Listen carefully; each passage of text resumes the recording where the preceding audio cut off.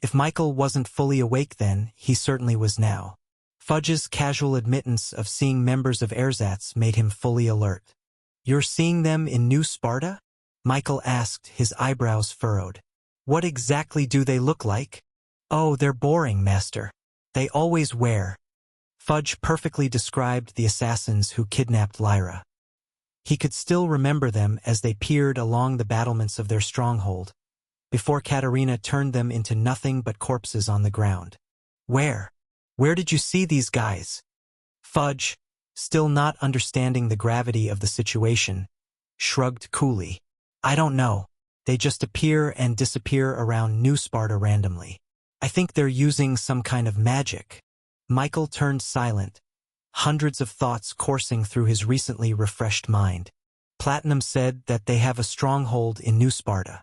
That must be where they're disappearing off to. Could Fudge have actually found their secret location without even knowing it? Because of the little slime's childish tendencies, Michael always perceived Fudge to be nothing more than a troublesome pet. But in truth, this little slime was one of the most talented people on the entire planet. His title as the world's greatest ninja wasn't just for show. Fudge was adept in the shadows, becoming indistinguishable from it that he could even fool professional assassins themselves, including the members of Ersatz. "I could show you where I saw them, Master." He nodded. Fudge's insight would be extremely helpful in eventually finding the Ersatz stronghold in New Sparta. In fact, he may be the only one who could do it. But then he remembered something. The Grandmaster. That mysterious entity was an extremely powerful being who was on the verge of transcending the nascent spirit realm. Not only that, but he was also extremely secretive, doing anything he could to shroud his identity from anyone who tried to disinter his whereabouts. Even Katerina and the global influence of the Eternatus Consortium hadn't gotten a whiff of the guy after years and years of trying. In short, it wasn't a good idea to try and spy around his stronghold without any backup. "Tell me where it is, but never ever go anywhere near it. Okay?" Fudge perked up. "Is there some treasure hidden there?" No. "This is serious, Fudge. The person that may be hiding there is dangerous. He's not a person we can defeat for now." Fudge deflated, disappointed. "Okay, Master." This relieved Michael. Fudge may be whimsical and mischievous at times, but even he knew his limits. He wouldn't be entering anything that he knew he'd get found in. In fact, Fudge probably subconsciously knew that even his stealth won't work if he tried to follow those hooded figures. Otherwise, he would have already sneaked around inside without even knowing what he was getting himself into. "Master!" While deep in his thoughts, Fudge called out to him. "What is it? If we're dealing with someone very powerful, isn't it better if I have someone to protect me? I'm just a little slime, after all. Maybe someone like her." Fudge was clearly pointing towards Alpha, his strongest Unity clone. Michael was no idiot. He knew that Fudge was saying that to get what he wanted.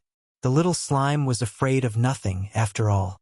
But having him be protected by a Unity clone wasn't a bad idea. He knew that Fudge wouldn't get himself in trouble, but if he did, then having a Unity clone beside him would certainly assure his safety, especially if he'd be rummaging through the hidden network of Ersatz in New Sparta. And he just couldn't help but give in to Fudge's entreating puppy eyes. "Fine. But not Alpha," he said. "Take Bravo." Bravo was the second Unity clone, and coincidentally the weakest one among them. He only had 1 kilo of Godforge pieces, equivalent to the first stage. But he's weak, Master." Michael smiled before reaching down into his shadow and retrieving a huge chunk of black, crystal-like mineral from his inventory. This was the artifice he obtained from Katerina after sieging the stronghold. "It won't be long." With a single command, Bravo marched towards him and reached out his hands. Michael pushed the artifice towards the Unity clone. Bravo held the artifice in his left hand, while his right hand clutched his own chest. Prismatic light emanated from his chest as a small incision appeared, directly in line with his heart. Flaming metallic drops began to surge out of Bravo's heart, which immediately combusted into a white, holy fire. This was all the Godforge pieces in his heart. Once taken out, Bravo then pushed the artifice towards the rift in his chest, pushing it inside and replacing the void that was now left in his unity-filled heart. The artifice took purchase in its new territory. Immediately, Stygian veins emerged from the black iceberg mineral, slithering around the cavities in Bravo's heart, trying to corrupt anything it touched. But as soon as it did, the purifying fire of unity immediately blasted it into nothingness. And with the help of Alpha's experience, the domination of the artifice became a lot smoother than the first time this happened. A few minutes later, an almost tangible shockwave of pressure emanated out of Bravo, spreading far out into the nation of Reborn and creating tremors on the ground. Fudge took shelter behind Michael, peeking out in between his feet. The overwhelming ability power pouring out of Bravo scared the wits out of the little ninja slime. Powerful! Michael smiled. Yup. He is now the strongest being below the nascent spirit realm. Now rid of his initial shock, Fudge slowly hopped on over to Bravo, inspecting the Unity clone with a gleam in his eyes. You'll do, Fudge muttered to himself. Then, without batting an eye, he turned back to Michael with a wide smile. Thank you, Master. I'll take care of it. Michael pursed his lips, unsure if he made a mistake or not. Don't put Bravo in too much trouble, okay? Of course. Fudge nodded. Hee. I'll take care of Master Michael 2.0. What? Nothing. Meanwhile, on the werewolf quadrant of New Sparta, a large crowd of humans, demi-humans, and beast folks gathered around to celebrate the official start of the lunar celebrations. The venue was held at a giant bonfire circle. At the very center was a towering stack of drywood reaching up high into the skies. If Michael was here, he would have noticed its similarity to an event back in his previous life who was also famous for burning things for fun. Surrounding this giant bonfire were 12 unequal pieces of the circle. Each one contained one of the werewolf tribes where they could set up for the celebrations. Now, the total area allotted for the werewolf tribes was equal in size. However, one could argue that the locations of some tribes were a lot better than the others. The Fanged Moon tribe, said to be the strongest werewolves in recent history, found their space, coincidentally, perched atop a cliff beside a mountain's face. This allowed them to be high up in the skies, allowing them a pleasing vista overlooking the entire venue. They could see everything from up there, while those down below couldn't. This didn't only give them a tangible advantage for the lunar celebrations, but also a symbolic one. After all, they would be much closer to the moon, thereby giving them more blessings during the celebrations. Meanwhile, situated at the opposite side of the mountain, smack dab in the middle of an open area devoid of any trees, boulders, or caves to protect themselves from the pelting rain or scorching hot rays of the sun was the Brown Blood tribe. Forced into such a horrible location, many people pitted Chief Lupin and his tribe. Today's temperature was especially hot. But inside their hovels and makeshift tents, who would have thought that the Brown Blood tribe were having the best time during this summer haze? Metal contraptions inside the tents blasted cool, refreshing air to the werewolves and Rebornians inside, giving them the relaxation they needed during these tumultuous times. I'll never tire of being surprised by the inventions of the Reborn company, Chief Lupin said, taking a deep breath right in front of the air conditioner. Is he really not going to be here anytime soon? Shiina, the white-scaled dragonborn, shook her head. Apologies, Chief Lupin. Lord Michael is currently away on important business. I know he told me not to worry, but I can't help but be consternated. The first competition is about to start. Just as he said those words, a blob of amorphous shadow suddenly emerged from the ground. The vague, tenebrous shadow slowly solidified into something more vibrant, something more violet. Fudge jumped out of the shadow, revealing himself to the rest of the group. I'm back. Immediately, a red shape blurred across the room before taking Fudge in his arms. Zion clasped the violet slime in victory. Ha ha ha! Caught you! And before Shiina could even scold her troublesome little brother, a different shape blurred and wrested Fudge away from Zion's grasp. Wah! Everyone turned to the new figure, only to see a hooded figure amongst them. Immediately, Shiina straightened her posture out of pure instinct and routine. She recognized that shape, the mien of someone she appreciated very dearly. Lord Michigan, but she stopped as soon as she peered through the hood. The person obscured by this cowl had the same golden hair as their Lord Michael. And if one were to take a cursory glance at his face, one would even mistake him for the real thing. The features on his countenance looked eerily alike to the beloved leader of the Reborn company. But Shiina knew better. He looked the same as Michael, but he wasn't him. Could never be him. Who is he? Fudge immediately jumped on top of the hooded figure's head. What do you mean? This is Master. No, he's... But before Shiina could argue, Fudge immediately jumped into her arms. Shoo! From now on, this is Master. Shiina frowned, still in complete disbelief of the ninja slime's antics. Fudge hasn't really presented himself to be the most honest person in the world. Are you sure this isn't another one of your pranks? Fudge widened his eyes. I'm appalled. This really is Master. Well, a clone of him.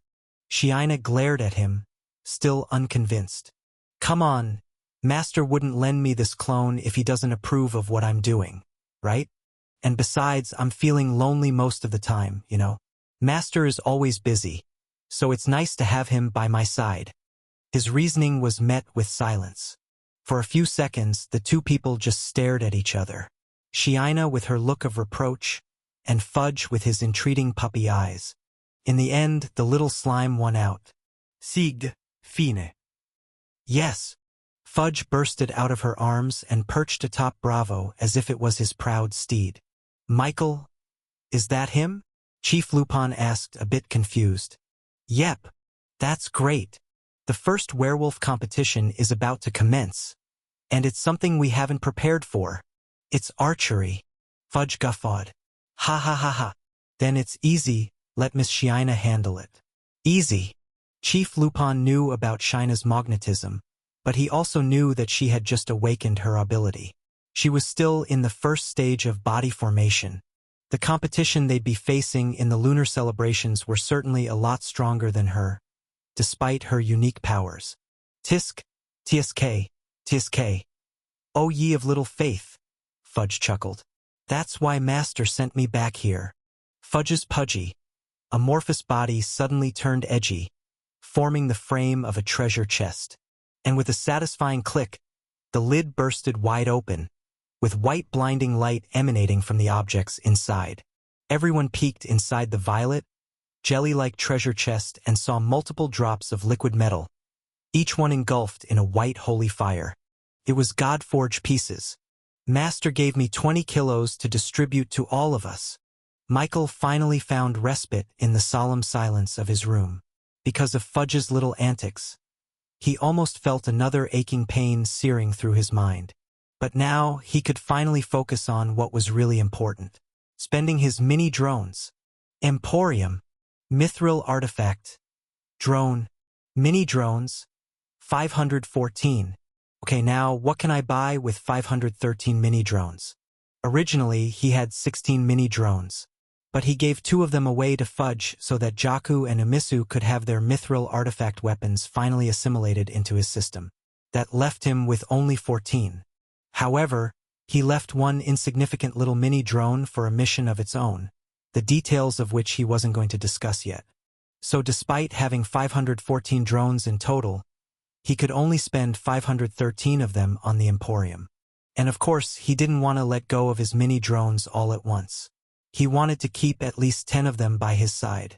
The only reason why they were able to rescue Lyra and leave unscathed was because he had a slew of mini drones ready to protect them while they escaped. In fact, it could be reasoned that having 500 mini drones at his disposal would be much more effective than buying any item in the Emporium. After all, he already saw how powerful 15 mini drones were against small pawns like those assassins from the ersatz. However, even he knew the limitations of his mini drones. They were a very potent weapon against body formation magnetics. By his estimation, 10 mini drones would be enough to easily dispatch a 9th stage magnetic like platinum.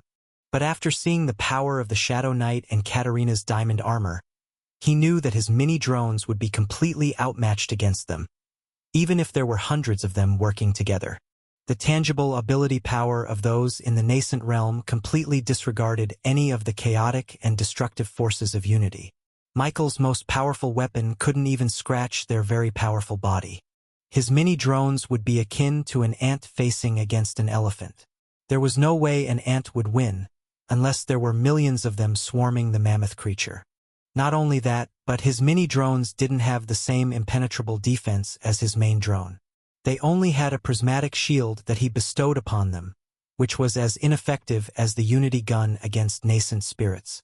All in all, having hundreds of mini-drones would necessarily increase his defenses. In a time of crisis, they would only be sacrificial pawns that would buy him time to escape. In comparison, the items in the Emporium gave him not just an extra layer of defense, but a way for him to inflict damage onto those demigods.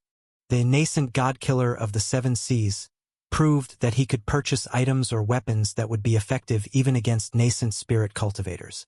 He just had to combine a few mini-drones to do it. The most important items to buy are things that will help me against ersatz members. He had a feeling that he'd be bumping into platinums, emeralds, diamonds, and God forbid, even masters as they got closer to figuring out their stronghold in New Sparta. So he needed to ensure his life. Search Unity Weapon, rated to the 3rd stage of the nascent spirit realm. The window refreshed, showing multitudes of options for him to choose. Uncommon Recalcitrant Jade Sword. Uncommon Vicious Fanged Spear. Uncommon Eviscerating Boar's Axe. A myriad of powerful weapons appeared in his vision, each one strangely named as Uncommon. ChatJK5, what's uncommon? The uncommon rank is a title given to weapons befitting those who are in the 1st to 3rd stage of the nascent spirit realm. So, are there other ranks above this? Can you tell me all of them? Upon his request, a new window popped up in his vision, showing rows and columns explaining the rarity of weapons in the Emporium. Common equals peak 9th stage body formation. Uncommon equals 1st stage to 3rd stage nascent spirit. Rare equals 4th stage to 6th stage nascent spirit. Epic equals 7th stage to 9th stage nascent spirit. Legendary equals ? Michael didn't know that there were such distinctions amongst nascent spirit realm weapons. And according to ChatJK5's descriptions, it seemed that these ranks were quite strict. This meant that common ranked weapons couldn't injure someone who was in the 1st stage of the nascent spirit realm and above. Using uncommon weapons to fight against a 4th stage nascent spirit cultivator and above would prove fruitless as well. I see. So this is the reason why companies are so desperate in hoarding Su drops. He remembered the reason why every single company spent hundreds of millions of gold coins for just a few drops of Su. For normal magnetics, they had to coat their weapons with Su every single time they increased in cultivation. In the body formation realm, they did this so that their weapons wouldn't degrade due to the imbalance of power between themselves and their weapons. But in the nascent spirit realm, it seemed that they coated their weapons with Su in order to increase its power, or else it would become blunt against stronger opponents. It's not that different in my case. These mini-drones are made out of Su drops, so it's like coating my weapon as well. Michael then picked the first option just to see what it was like. Immediately, an image of an ethereal, teal-colored Jian sword appeared in his vision. This double-edged weapon looked pristine and straight out of a Shenxia novel. The recalcitrant jade sword is a weapon that inherits the power of the unchanging heavens, allowing for a consistent and reliable source of power. Price: 499 mini-drones. Delivery: 48 hours. Michael immediately took a deep breath. He needed to splurge all of his budget on only a single weapon. Chief Lupin's eyes widened. Such a voluminous amount of God-forged pieces. It was blinding, but just as fast as his excitement built up, so did his disappointment. He didn't know how Michael and the Reborn company obtained this many God-forged pieces, but it came far too late. If he had shown this before the start of the lunar celebrations, then the Dragonborns could have used it to empower themselves. How the moon tempts us with something so tantalizing. Chief Lupin grieved. What got you so down? Fudge asked. No, it's okay. We'll just have to let this first competition pass us by. Huh. Chief Lupin paced back and forth. But you guys need to prepare as soon as possible. I'm assuming you already have connections with the apothecaries from Sinclair's elixir. Suddenly, Fudge jumped towards the brown-blood chief's face, leaving behind his treasure chest shadow. Hey Chief bro, what are you talking about? The Godforge pieces. You need to install them into your hearts, right? And as far as I know, the recovery time frame for the surgery takes a week at the very least, which will just be enough for the second competition. This time, the Rebornians chuckled to themselves, as if something was very funny. What? Chief Lupin asked, bewildered by their flippant attitudes. There's no need to worry, Shiina said. We Rebornians are unfettered from the limitations of normal magnetics. We do not need the intervention of others to install Godforge pieces in our heart. The process is all very natural. The white dragonborn then reached down into the treasure chest, letting her natural magnetism come into contact with their fiery Godforge pieces. The drops of metal engulfed in white fire shivered in the chest, before they began to float towards her hands. And as the Godforge pieces came closer and closer to Shiina, their velocities increased to the point of becoming even faster than an arrow.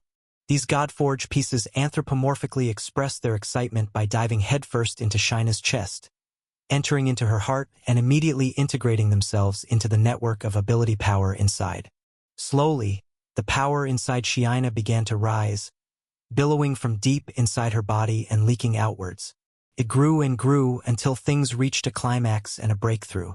But it didn't end there. The power continued to flourish and expand, reaching the second climax and eventual breakthrough. It happened almost instantly. Two simultaneous shockwaves emanated out of Shiina's body, sending very minute tremors into the ground. Startled, the brown-blood werewolves staggered backwards, unaware of what was happening. No. She reached the third stage of the body formation stage. Chief Lupin saw everything with much more clarity than most. He saw the breathtaking moment when the Godforge pieces miraculously offered themselves to become a stepping stone for Shiina's breakthrough. Apologies for that disruption, Shiina said courtly. She covered her mouth, blushing as she excused herself. Chief Lupin wanted to remind Shiina that she had just broken through 2 stages instantly. She was acting as if she had just done something slightly embarrassing, like sneezing. Okay, my turn, Jaka said from across the room. Without opening his eyes, he raised his hand towards the chest. And even though he was separated from the Godforge pieces for a couple of meters, his natural magnetism still allowed him to command these divine drops of metal to come towards him. They shot to his chest, empowering his ability power to break through to the third stage instantly. Blue lightning streaked across Jaku's dark blue scales, its energy buzzing with ability power. Now that's better, he said before plopping back down on the floor to sleep. Next, the shadow treasure chest slowly crawled through the floor, passing by the shocked werewolves until it landed right in front of Amisu. Please take your Godforge pieces. I want to evolve too, Fudge said. Prompted by the ninja slime, Amisu reached down into the treasure chest to obtain her Godforge pieces, hesitating a little bit as she did so. After all, she didn't know if this breakthrough would cause the chaos in her body to explode outwards like before. But then, Saloon patted her shoulders and assured her. With the female werewolf's help, Amisu had been training herself to contain the chaos inside her. Assured, Amisu commanded the Godforge pieces to integrate into her heart. She lurched forward, the chaos in her heart festering amidst the growing ability power. But eventually she was able to control it. With her breathing controlled, her mind calmed, and her willpower working at peak capacity, she was able to contain her chaos as she broke through to the third stage of the body formation realm. Good job, Shiina commended her. My turn. My turn, Fudge shouted, his treasure chest-like body morphing back into an amorphous blob. A golden glow emanated from the inside of his opaque body, making him look like a bioluminescent mushroom cap. This buildup of power lasted only for a few seconds, before the light subsided. Nice! Breakthrough complete, he declared. And to be honest, Chief Lupin wouldn't have even known he had ascended to the next stages if he hadn't said it himself. Jaka's breakthrough was way too silent, Unlike the Dragonborn's awakening, his shockwave of power was non-existent. Chief Lupin didn't know if it was because of Fudge's anatomy as a monster or something else entirely, but the little slime was the most inconspicuous magnetic he'd ever seen. This is too fantastical. You Rebornians are a different kind entirely. That was both a commendation and a declaration of fear.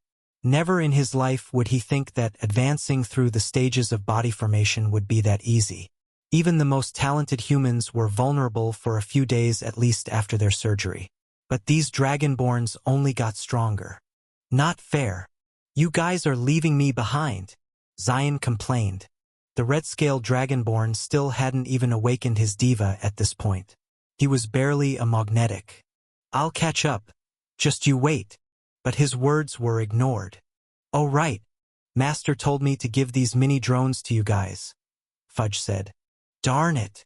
With disbelief and indignance in his eyes, Michael searched through the other weapons to see if they had a much more palatable price. But no, ChatJK5 wasn't that kind to him. Most, if not all, of the uncommon weapons available in the Emporium were priced 400 mini-drones and above. What kind of unscrupulous business practice is this? Are these really all priced like this? Or did you just put it that high because you know I have that much money? Oh, stop complaining. What? ChatJK5's nonchalant and robotic cadence finally gave in because of Michael's incessant and repetitive complaints. Michael, let's be real here. These weapons are all rated in the uncommon rank for a reason. With a weapon like this, you'll actually be able to kill a nascent spirit cultivator. With your cultivation, you wouldn't even be able to make a single scratch on their skin. Her sensible reasoning left Michael silently grumbling to himself. He wasn't really complaining to ChatJK5, he was just airing out his grievances to his own misery. Who could blame him? Just when he thought he'd finally got out of living in squalor, here came an item that would put him back to square one. You know what? Let me search for more items. Maybe I'll find something better. Yes, the recalcitrant jade sword was the most powerful sword he had ever laid his eyes on, but that didn't mean it was fitting for someone like him.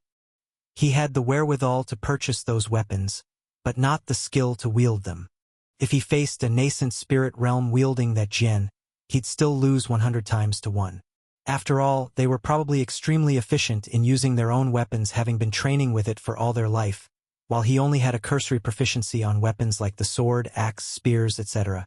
Not only that, but their physical capabilities were boosted by their nascent spirit divas. Even with ChatJK5 helping him, he wouldn't even be able to react before they decapitated his head. I need a weapon that doesn't need proficient mastery in order to wield. There really was only one option that he should consider: firearms. The modern way of war was the only advantage he had against these demigods. They wouldn't expect it.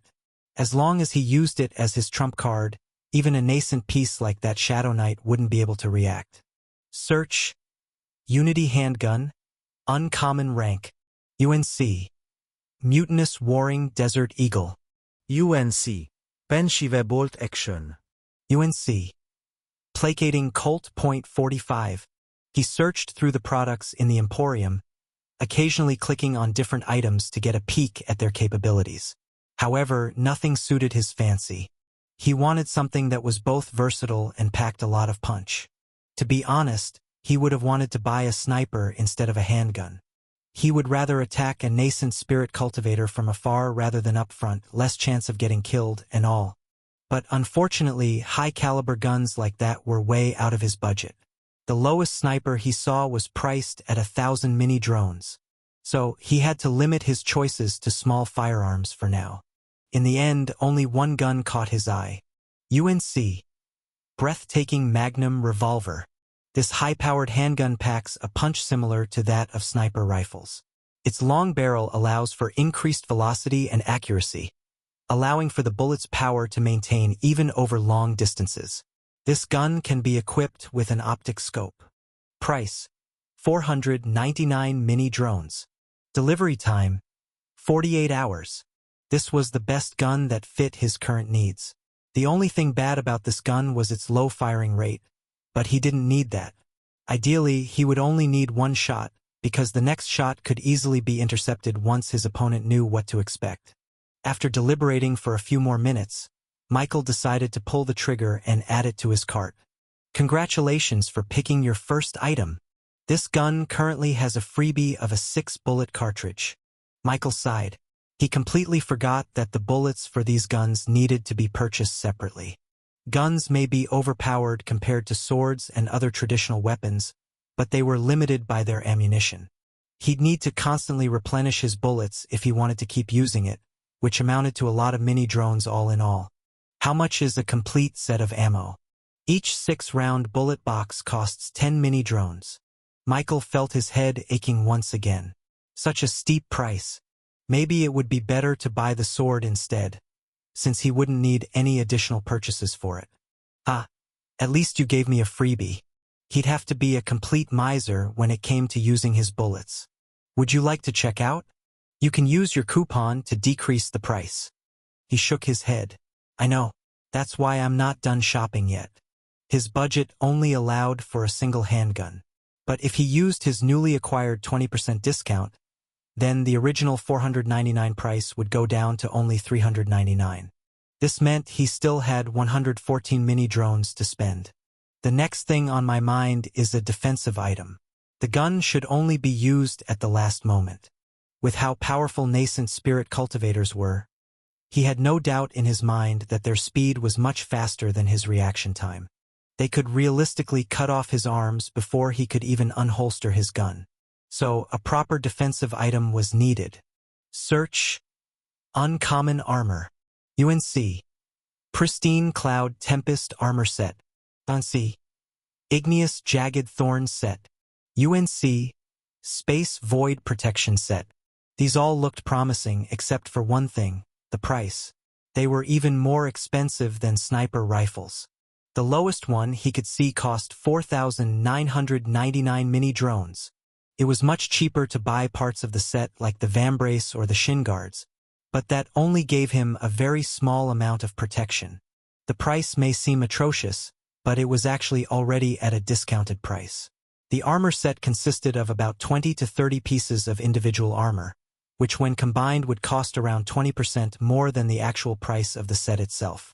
The cheapest among them, and the one still fitting in his budget, were one part of a vambrace or a shoulder guard. Part, not pair. He'd have to choose whether he protected his left side or his right side. Do I really have no choice, he pondered. According to the description of the armor, wearing it would be enough to completely stop any attacks from nascent spirit cultivators in the first stage, partially defend from second stage magnetics, and marginally resist attacks from the third stage. It looked like a sound investment. Should I just save up on mini drones for this armor? Should I not even buy the gun anymore? Are you kidding me? This armor is a piece of shit. Harbinger's condescending voice echoed through his head like a judgmental devil. Trust me, Michael. Don't buy any of these armors. No self-respecting nascent spirit cultivator would ever wear something like this. It's the equivalent of training wheels. It's only meant for babies and weaklings. Michael was a little bit shocked. Really? Then what type of armor do they wear? Their own. Did you completely forget about divas? After completing the body formation realm, divas were able to manifest in the real world, becoming a magnetics armor. The image of Katarina's dazzling diamond armor flashed through his mind. That was simultaneously her diva and her armor. Then what are these armors for? They just make these items for babies, like I told you. Some nascent spirit cultivators are way too overprotective of their children or their protégés that they make them wear this armor while they're in the body formation realm. Now it made sense why Harbinger was so vehemently rejecting his idea of saving up to buy these armors. After all, he was already in the 7th stage of the body formation realm. He just needed a few more kilograms of Godforge pieces before he could transcend over to the next realm. And once he formed a nascent spirit, these armors would prove completely obsolete. Still, there are some merits in buying armor. I need something to protect me. He could still give this armor to someone else after he became a nascent spirit cultivator. In the meantime, he'd be able to face the emerald leaders of ersatz without worrying about getting killed in one shot. Is there really nothing else besides these armors? Michael began to filter through the products. finding endless armor sets and different variations and themes. He'd seen so many of them that they were starting to turn banal in his eyes. After almost 30 minutes of mindlessly searching through the sundry armor sets, he wanted to give up. Nothing fit his needs. He needed something that was cheap, but could protect him against nascent spirit attacks. It's not that complicated. He wanted to complain to ChatJK5 that the Emporium wasn't as expansive as she bragged. But then he remembered. Wait. It's not that the Emporium doesn't have what I need. It's that I'm not searching for it in the right place. He remembered that the limits of this Emporium were only based on his imagination. If he could think of it, then it was probably available to buy. The fact that he couldn't find any item he liked was because he didn't give it a specific enough of a criteria. Search. Defensive talisman. Uncommon. Finally, the window refreshed and showed him a new set of products that looked extremely similar to the magical talismans that he saw back in the fantasy books in his previous life. The recalcitrant jade sword took his mind back to when he was consuming cultivation novels at a commensurate rate. The main characters of those stories always had a defensive talisman that allowed them to absorb damage that would otherwise be fatal to them. He always thought it was a little bit of a deus ex machina, but now, he was appreciating them as something extremely necessary for every cultivator. UNC. Thousand Cosmic Turtle Talisman. UNC. Branch of Yggdrasil Talisman. UNC. Crystal Water Talisman. Thousands of talismans appeared in his vision. Some of them were metal jewelry meant to be worn as a necklace, while some of them were just simple rectangular pieces of paper with unrecognizable letters written inside. He began to click through the different products, comparing the differences between each one. And from what he could see, they weren't that disparate from each other. They all gave him a basic form of protection, defending him from a fatal attack coming from a nascent spirit cultivator. The only thing that they differed in was the extent. For example, the Thousand Cosmic Turtle Talisman allowed him to perfectly defend against 3 attacks from a first-stage nascent spirit.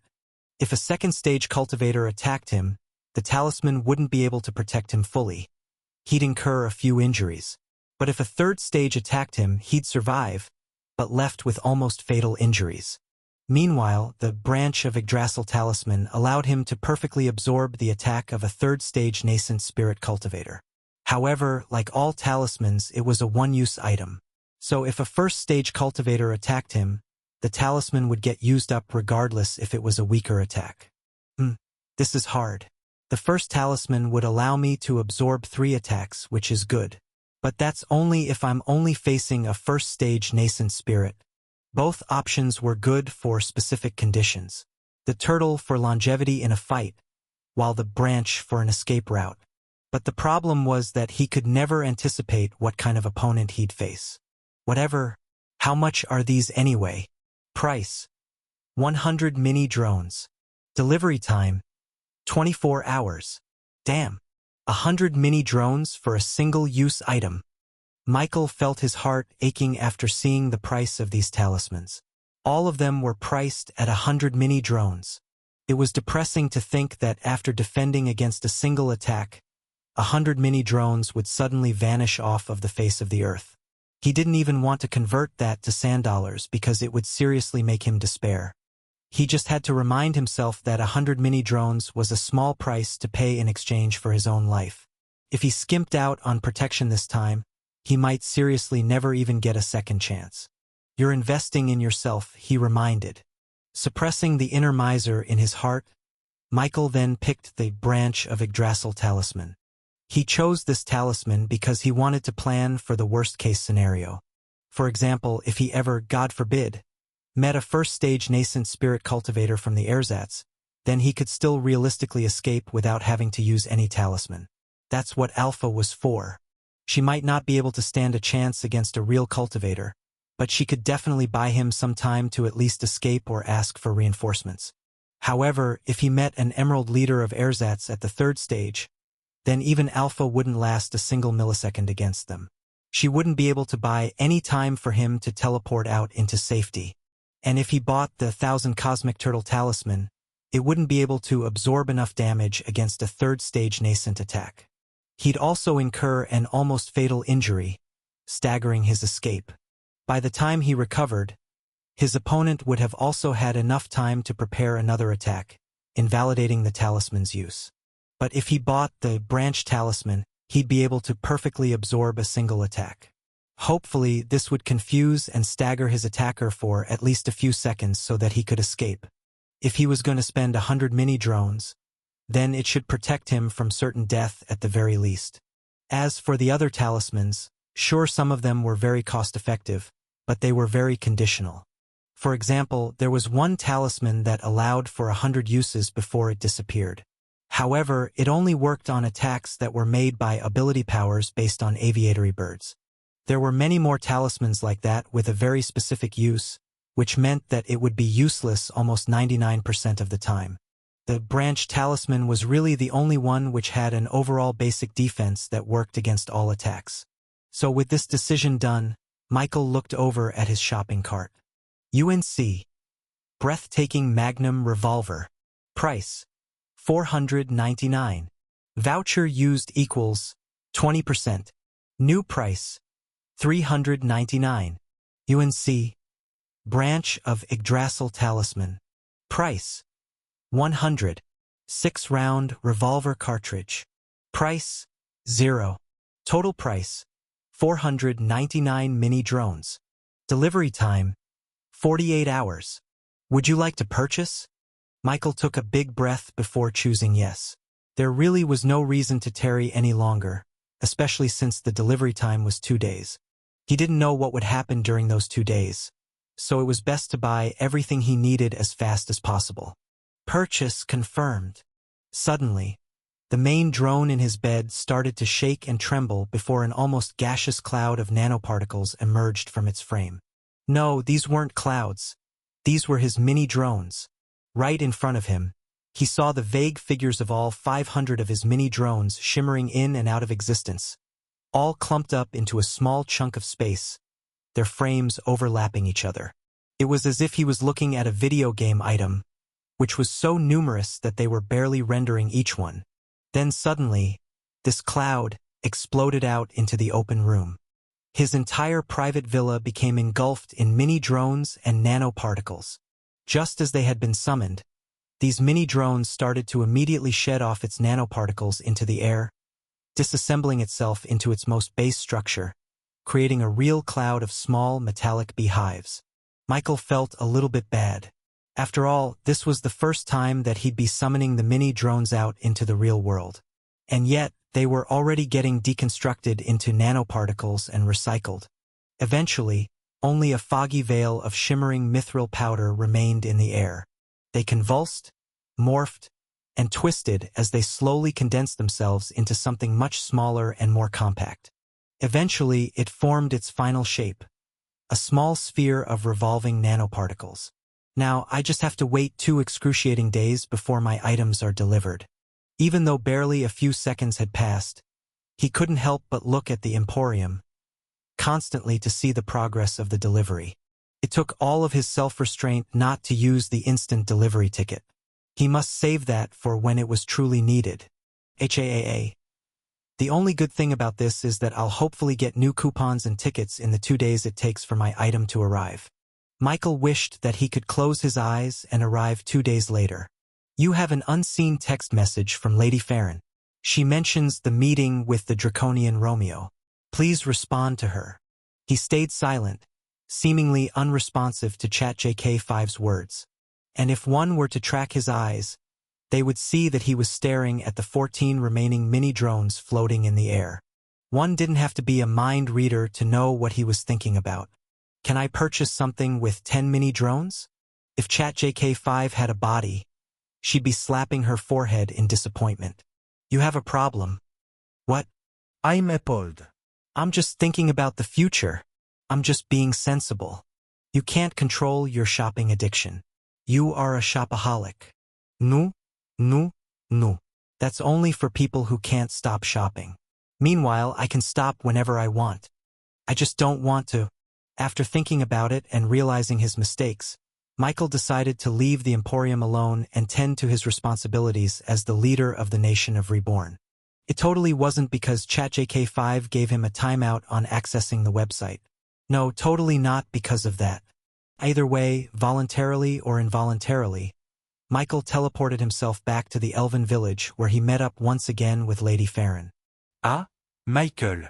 "You're here," she said exasperatedly. It had only been a few days since he left, but it seemed that a lot had changed within Lady Farron. Her hair was in disarray, dark lines under her eyes, and an overall gaunt expression that would make one wonder if she was only a half step away from death. "What happened?" "Oh, just some business involving the village. I don't want to bore you with the details. It just has to do with the lunar celebrations." In truth, Michael should have been as busy as Lady Farron, maybe even more, during the lunar celebrations. But thankfully, he had much more capable people handling the business of Reborn, so he could spend his days simply waiting for his Emporium delivery. "Anyway, Romeo sent me a letter while you were gone. Want to read it?" She handed him a shining, glimmering gold-laced piece of paper. It was only once he felt its hefty weight in his hands did he realize that it was actually made out of real gold, and not just something painted over. As expected of the Draconians who lived with decadence and sumptuously hoarded all kinds of treasures in the world. Of course he was going to be lavish in his gifts, especially a letter to someone he was interested in. "Dear Farron of the Acacia Trees, it is I, the brave and gallant Romeo Flameheart. I thank thee for your acceptance to my invitation. Thou art a generous and wonderful elf for doing so. However, it is with my extreme displeasure that your invitation couldn't have come at a worse time.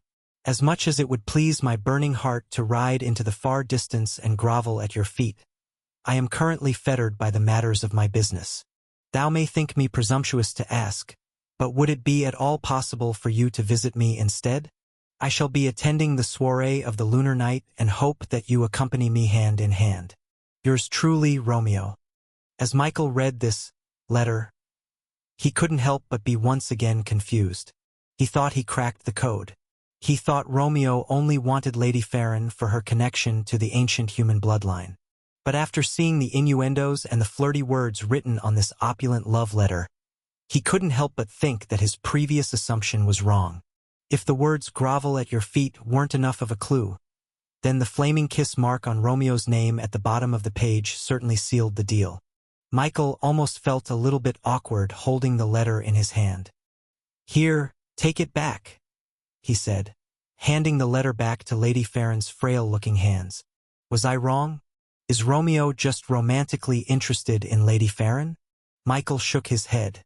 It was no use deciphering clues through a love letter as if he was a middle school student. What matters was that they finally had a way in. "What's the soiree of the lunar night?" he asked Lady Farron. "It is a small gathering of people in the werewolf territory. As far as I know, only those who are directly involved in the lunar celebrations are given invites. I received one myself, but I wasn't planning on accepting. Well, at least until now. According to Lady Farron's description, it seemed as if the soiree was a small party meant for the different factions and companies to mix and mingle amongst each other. In short, the big names like the werewolf chiefs, the legacies, and other such important names were going to be attending this soiree. Like Lady Farron, Michael had no interest in attending such a laborious event. He had no doubt that there would be sycophants there, sucking in all the energy in the room. However, it seemed as if this was the only place they were going to meet Romeo. He had to attend.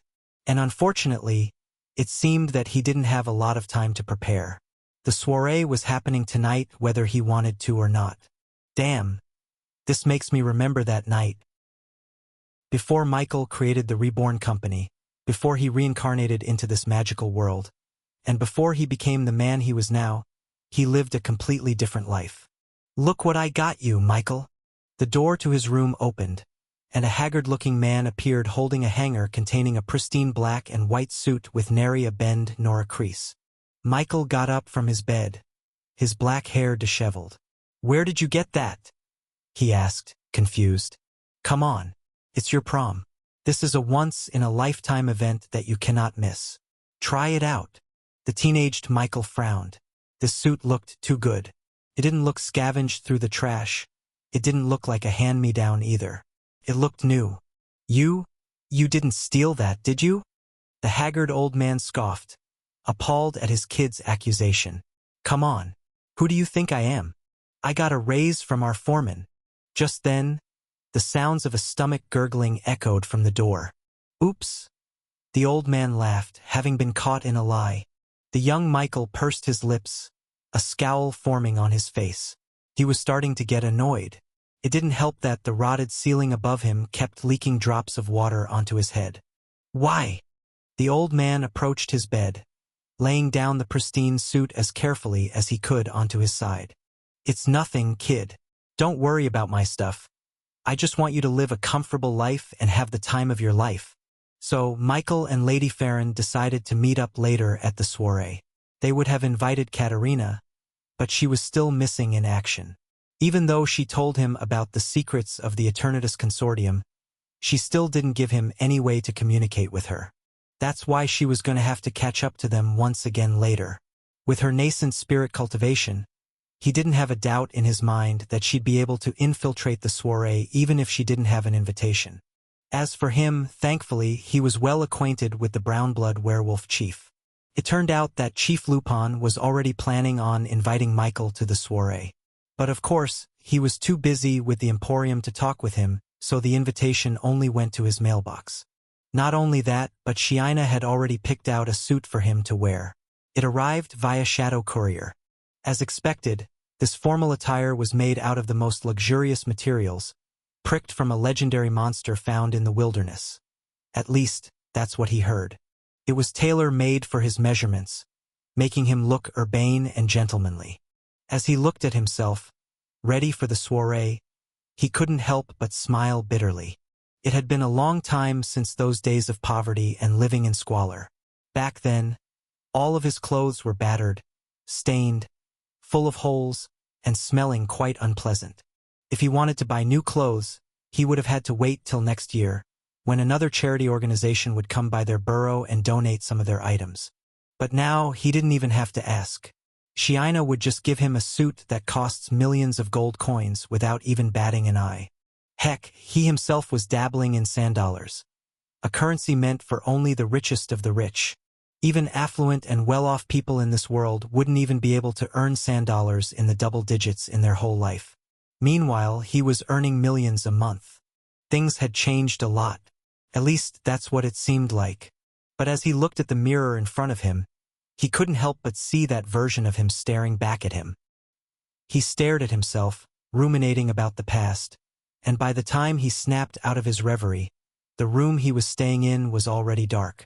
The sunlight was gone, replaced by the gentle and tender light of the moon. Have I really been staring at the mirror for hours on end? ChatJK5's silence was enough of an answer. She had been with him for long enough to know that he was just experiencing one of those days, when he was feeling nostalgic of his old life. Lady Farron knocked 2 hours ago. She said that she was going to enter the soiree ahead of you. He nodded. They already arranged for that to happen. After all, it would be quite awkward if she entered the soiree with Michael. They didn't want Romeo to misunderstand and suddenly spurn their request at seeing the antique. This left Michael to enter the soiree all on his own. Michael teleported over to the werewolf quadrant in New Sparta, finding himself in the middle of a pinewood forest in the middle of the night. Michael teleported over to the werewolf quadrant in New Sparta, finding himself in the middle of a pinewood forest in the middle of the night. Is this the place?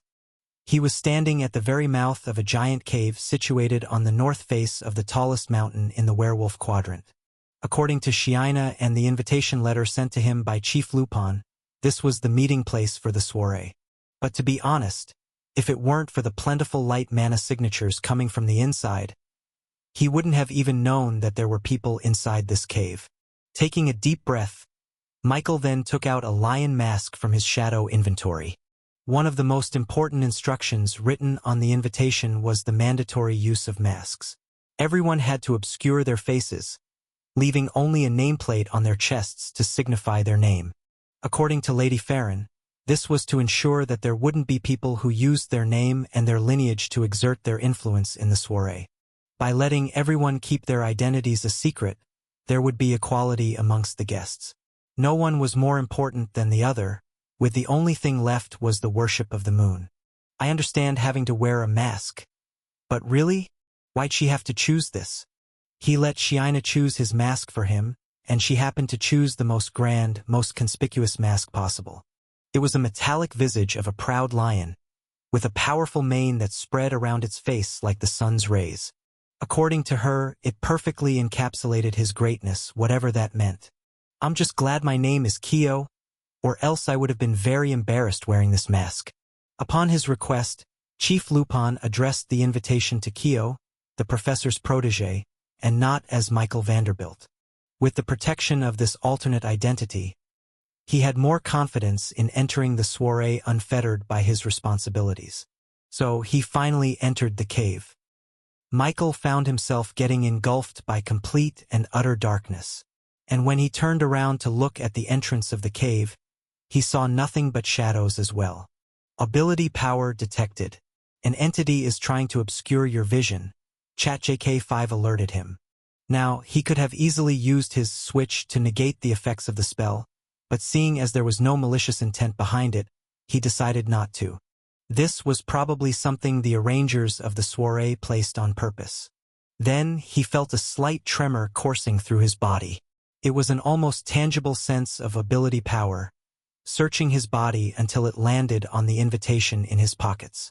Identity confirmed. Welcome to the soirée of the lunar night. You will be placed in the room befitting your age and youth. Age identified? He knew it was weird when Chief Lupin asked for his age. As it turned out, it was for this exact reason. As for why, he would soon find out.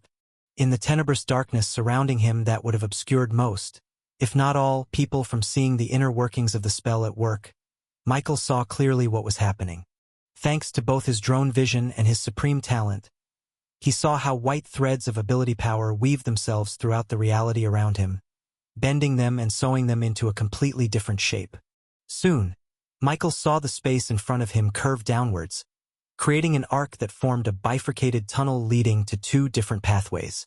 He thought he would have had to choose between these two roads like a moral dilemma, but as it turned out, the ability power chose for him. The ground underneath his feet shifted forwards like a wave, with its crests pushing him towards the tunnel on the left. The propagation was meant to be imperceptible, but with Michael seeing through everything like an X-ray, he felt a little bit nauseous seeing everything blur by him without moving his feet a single inch. I'm getting a headache, which means that whoever created this is a nascent spirit cultivator. Only tangible ability power like theirs could affect him at his current cultivation. Thankfully, the transportation didn't last that long. Soon, the dark tunnel led him towards a bright light on the other side. He lurched forwards as the warping space pushed him from behind, making him stumble for a few steps until he got his footing. As he stabilized himself, he realized that there was only silence in the room, except for the echoing footfalls of his shoes. He looked up, realizing that a group of men and women in lavish and gaudy ballroom attire were looking at him directly. They looked to be in the middle of their conversation, before his ungainly entrance interrupted their quiet and serene moment. Even though their trenchant eyes were covered under their animalistic masks, he could see some of them looking at him with quite an investigative look. They didn't know who he was. Their eyes quickly glanced towards the metal plate pinned on the chest, their minds clearly trying to recognize his name. No one knew who Kyo was. He certainly should be someone of great renown. After all, this soirée was meant only for the elites of the elites, the very key movers of New Sparta itself. There was no way that someone would just accidentally stumble into this place. However, once they saw his gauche and almost uncouth entrance, stumbling forwards and almost losing his balance, most people quickly began to disregard his presence. He didn't seem like a person worthy of their attention. In short, he wasn't the one that sycophants, bootlickers, and leechers were looking for. After all, this soirée wasn't just meant for people to have small talk and converse about their menial day-to-day routines. They were here to create connections, specifically, connections that would help them have an edge over everyone else here in New Sparta. However, there was one person whose eyes were still locked onto Michael long after most lost interest. This person wearing a golden retriever dog mask stared at Michael, with their eyebrows furrowed with confusion. Unlike others who attributed Michael's awkward entrance due to lack of decorum, this person seemed to be more interested in how and why. Once Michael got his bearings, the soiree resumed its cacophonous hum of people speaking over each other. What is this place? The first thing he noticed was that everyone here was quite young, with the youngest being in their teens while the oldest was only in their mid-20s. They sorted everyone into age ranges, he realized. Then, his eyes glanced around the room, which looked like the typical banquet hall, with ornate tables lined with overly expensive silk and cutlery, with candles and oil lamps hanging overhead like chandeliers, and of course, a menagerie of young bachelors and beautiful maidens all around. Of course, since everyone was wearing an animalistic sundry of masks, no one really knew what each other looked like. But that didn't matter. The name on their chests was enough to make them attractive to anyone's eyes, regardless of their physical appearance. Names such as Alaric, Aerith, and Bobby, for example, were the people who attracted the most attention in the soiree. Their prestige as the esteemed legacies grew far and wide, including the people of New Sparta. Michael noticed them, of course, but didn't make any attempt at catching their attention. He was Keo as far as anyone was concerned. His only goal was to get through the end of the night, and eventually meet up with Lady Farron, Katerina, and Romeo to finally obtain that second antique. The fact that no one here paid attention to him was good. He could simply let the time pass, while simultaneously browsing through the emporium for things to buy. Now let me see if there are any good deals. Hey. His time to indulge in being a shopaholic was suddenly interrupted by the appearance of a golden retriever blocking his view. Michael frowned, attempting to signal his unavailability for a chat. And if he wasn't wearing his prideful lion mask, then it probably would have worked. "I'll be sitting here," the dog-masked man said. "Hey, my name is Jadan. You're Keo, right?" With a sigh, Michael closed the emporium window. "Yeah, that's my name." Jadan looked around the room before whispering to Michael. "You know, I admire your indifference to this soiree. Everyone's trying to boast about their names, but you're just sitting here alone, as if you don't care about any of that." Michael shrugged. "I don't." The golden retrieved masked man fervently nodded his head. "Me too. I don't care that nobody cares about me. I don't care that I got rejected by Miss Aerith tonight. I really don't. We're two peas in a pod." Michael stared at the strange guy next to him. Whatever this guy was selling, he wasn't buying. He would have liked to ignore the guy, but his incessant need to talk with whatever he wanted to say cannot be stopped, no matter how many signals Michael gave him. "No, it's truly fine. Who needs a partner anyway? Right?" Michael thoughtlessly nodded. "Aha. I mean, look at her, mingling with her posse so casually and so effortlessly as if she's not the most beautiful woman in the world," Jadan said, furtively glancing at Aerith. "I mean, don't you think so?" Michael glanced at Aerith. Sure, she was objectively beautiful, but he wasn't the least bit attracted to her. In fact, he wasn't attracted to anybody right now because he was far too busy with the business of Reborn. He didn't have time with thoughts of forlorn love. Definitely. A thought flashed in his mind, but he let it flash by him without a second thought. Nope, answered Jotun. That's good, that's good. Didn't want you to become another one of my rivals," Jadan replied, heaving a sigh of relief. "I thought you didn't care?" "I don't. I really don't." Michael didn't know why he asked. He was the one who didn't care about any of this. "I've already got my hands full. You know? Did you hear about the mystery man called Michael?"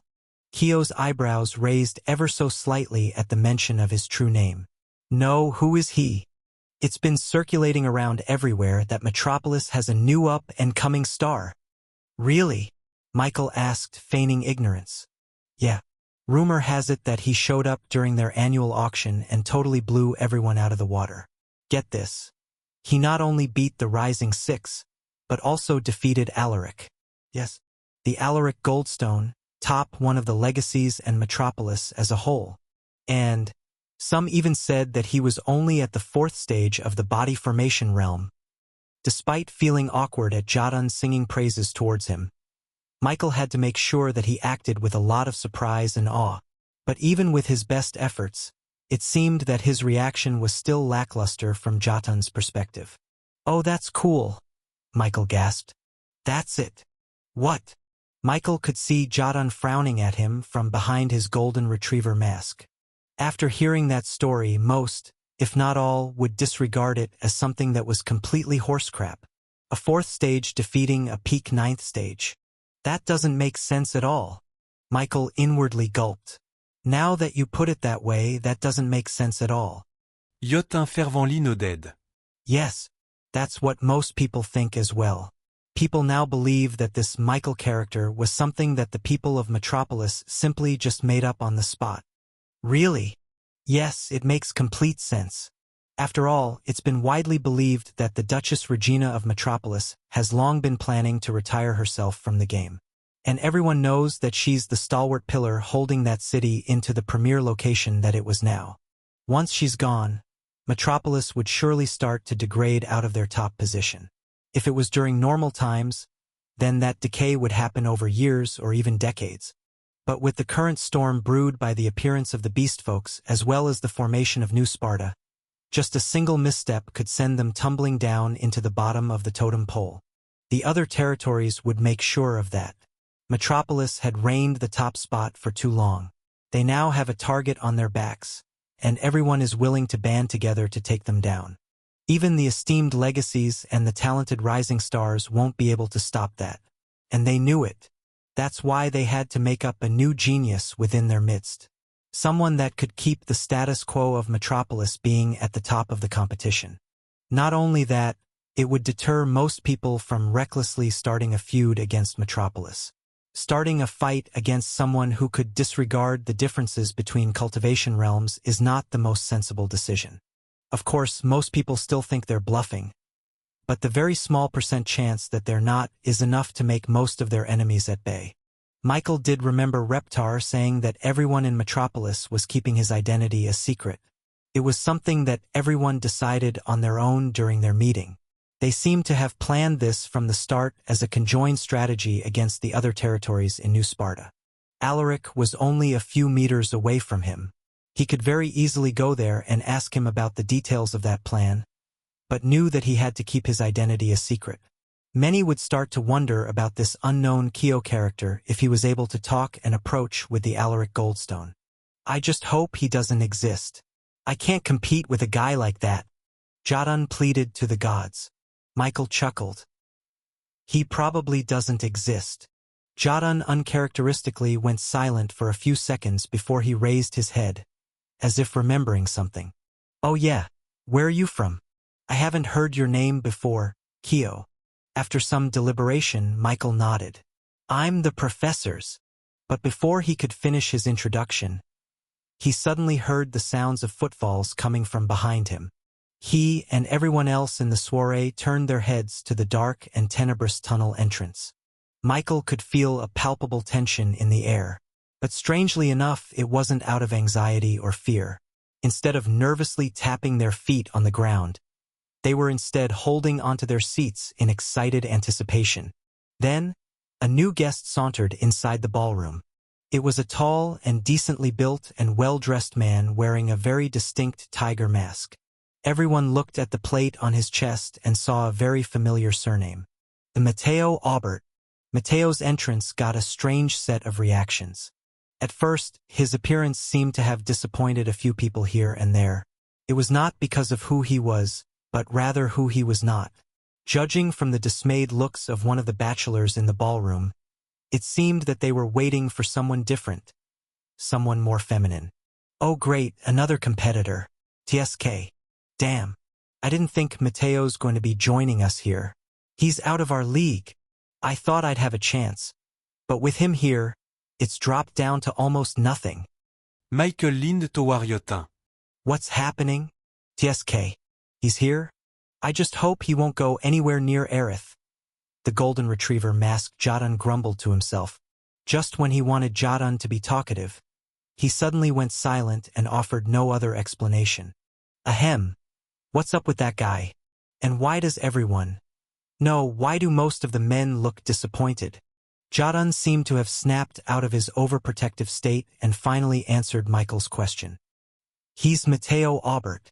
Some say that he's one of the reasons why the Aubert company is starting to regain their stride. Michael remembered the Aubert name. They were a family-owned company who used to be part of the conglomerates, but has declined massively to the point of obscurity. In recent years, they have started to make a comeback, especially here in New Sparta, where most consider them to be at the same level as the Legacies or even higher.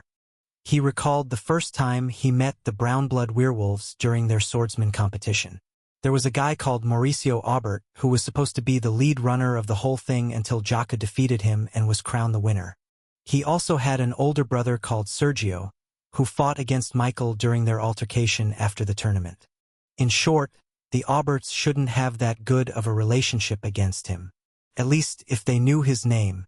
Mauricio and Sergio both never knew about his real identity.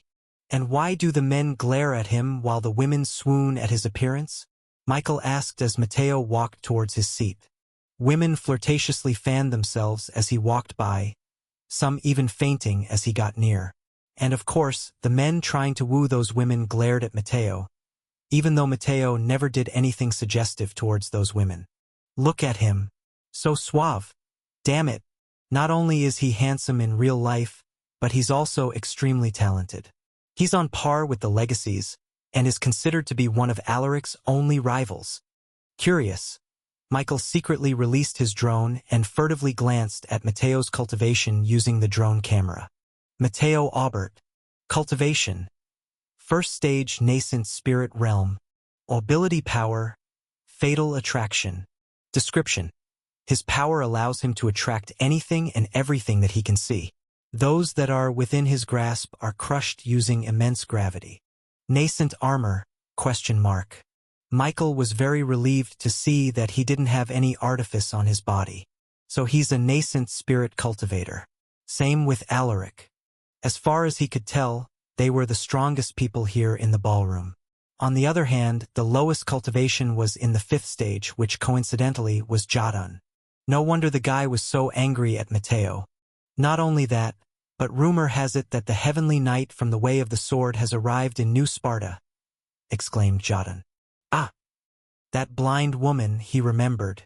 She was the one who arrived that night and requested a meeting with the 2 werewolf chiefs. Mistress Eldia is known to be very picky in her students, but the ones who have the best chance of piquing her interest are the Auberts. Last I heard, Matteo's cousin Mauricio is a very good swordsman.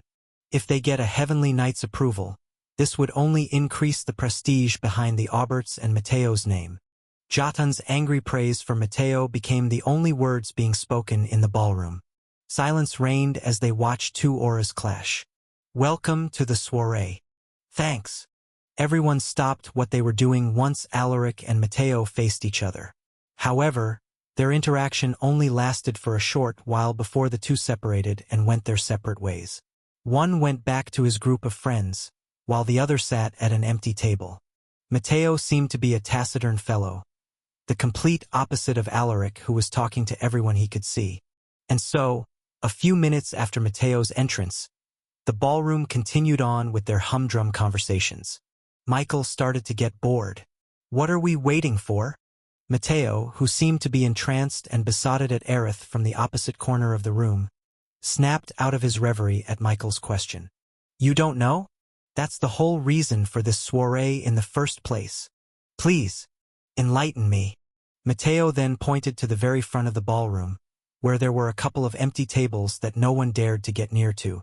They seemed allergic to it, or rather, they seemed afraid to get close to it as if they'd get in trouble if they did so. But strangely, they just couldn't help but glance at it now and again. You see those tables? Those are reserved for the guests coming from very far away. Michael raised his eyebrow. Guests from far away? Yotin Oded. Yes, metaphorically speaking. They're far away from us in status is what I meant. Normally, they don't even deign to travel this far away from their kingdoms. But New Sparta has forced them to reconsider their dismissal of the Lower Queen's region. Michael stayed silent, already having a premonition of what kind of people were about to come. Who are they? And before Jadon could even answer, the whole ballroom suddenly erupted in a bright flash of light, blinding almost everyone simultaneously. Once the light subsided, Everyone turned their heads to the tables at the front. Now, there were 6 people sitting in each one. The conglomerates, someone gasped. The whole ballroom basically went up in subtle excitement. The women silently shrieked while fanning themselves even faster, while the men coughed and fixed their ties and their hairs to look even more presentable. After all, these people were the very people they were waiting for this entire time. These 6 figures could change the trajectory of their lives for the better. It could lead them to new opportunities further up than what their original paths led them to. These were the conglomerates they were talking about. They stood at the top of the world. The conglomerates. Michael stared at the 6 people sitting in the table up front. Even just from a single glance, he could tell that they were emanating a different kind of aura. It wasn't an aura or power or intimidation. It was an aura that made them look a bit out of touch, as if they lived on a completely different planet or something. He hadn't had any interaction with these conglomerates, but he had a feeling that they were just like the Nepo babies from his previous life. They weren't just given the best, they were told that they were the best. They had an alienating mien, and they knew it. Even if they didn't mean it, they had an air of superiority around them that was as natural to them as breathing. And they didn't care if they were different. They seemed to take pride in it. And after knowing that they were now people from the 5 conglomerates, it totally made sense. These young people were brought up with the very best of resources. To them, even the rarest items would seem like the most basic things. Michael even had a thought that maybe these guys treated Sue drops as a simple oil that could be purchased in any market. In fact, there was something within these 6 people that caught his eye. Or more specifically, his drone's camera. Underneath all of their fancy clothes and ball gowns, he saw a completely different beast in their attire. They were glowing like miniature suns, with every inch of their bodies protected with a tangible thread of ability power weaving through them like skin-tight armor.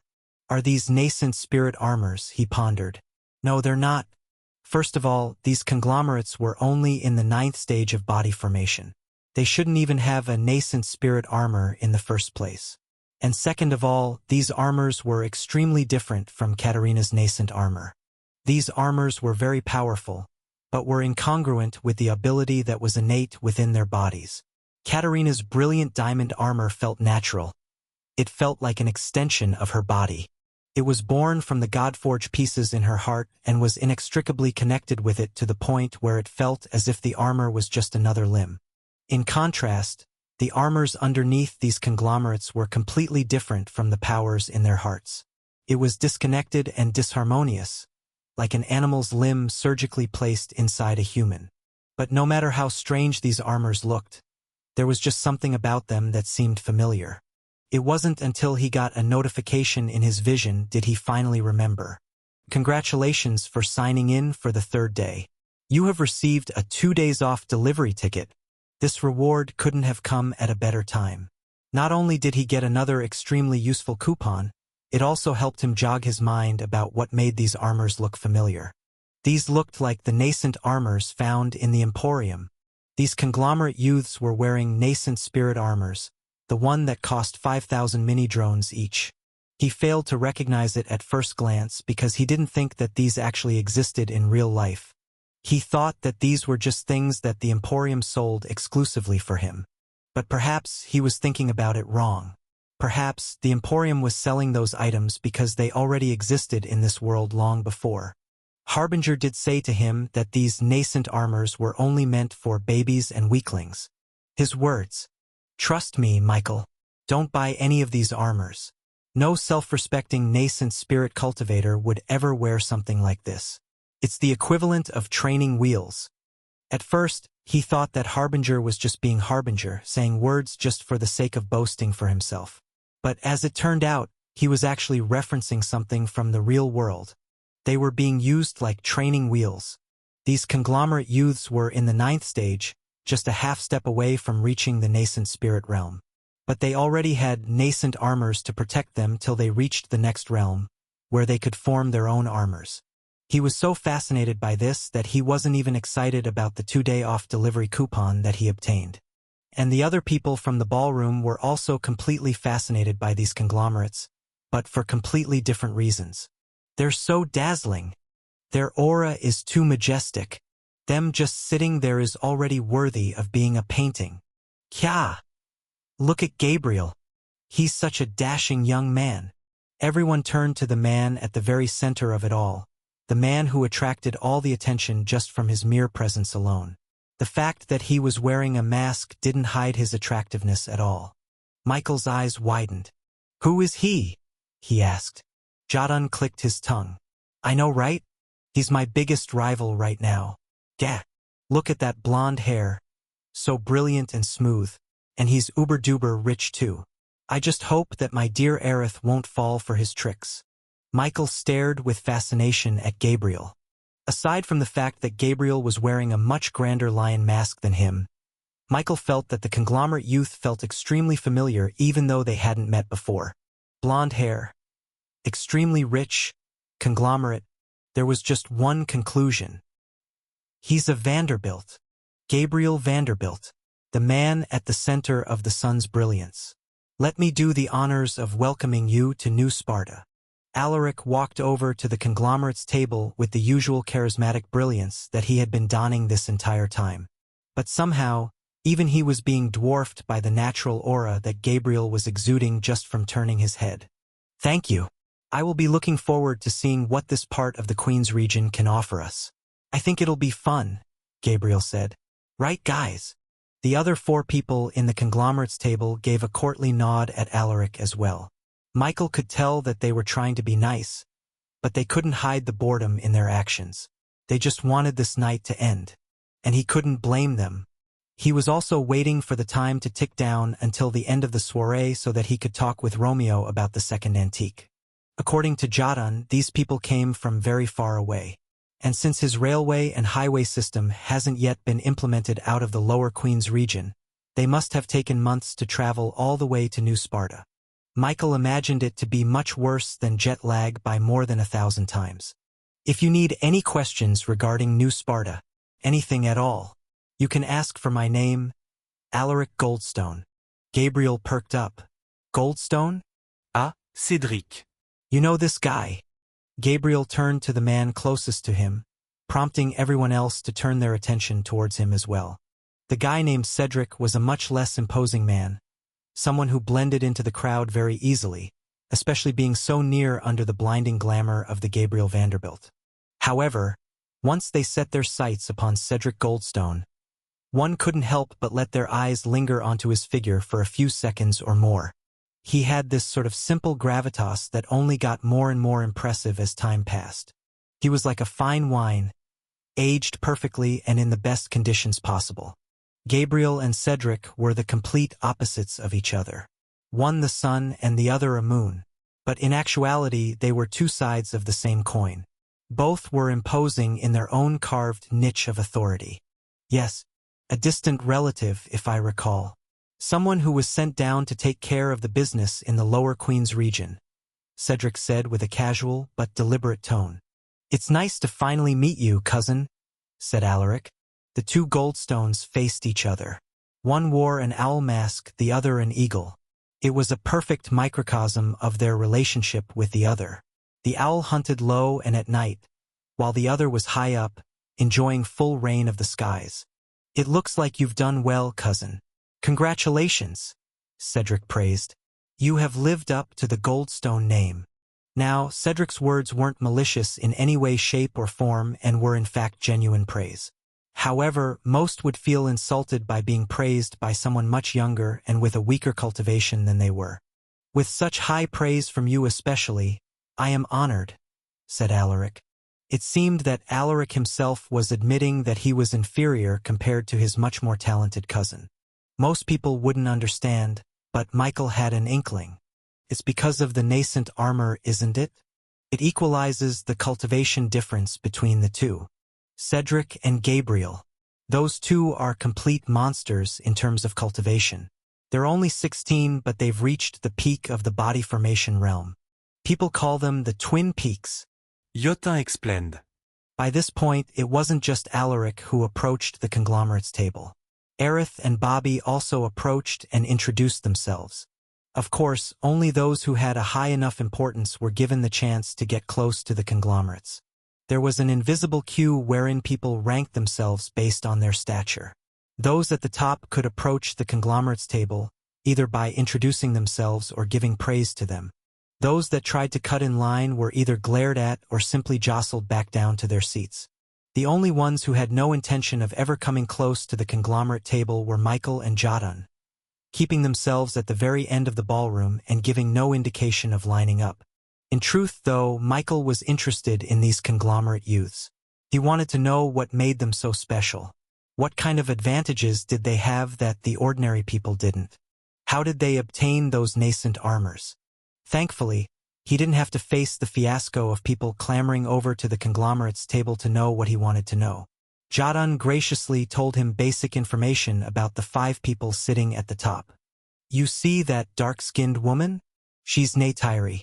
Some say that she's an incredibly talented blacksmith, inheriting the best techniques from the Hephaestus Company vaults.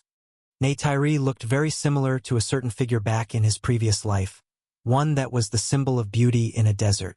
She even had black eyeliner under her eyes, as well as the gold jewelry around her to boot.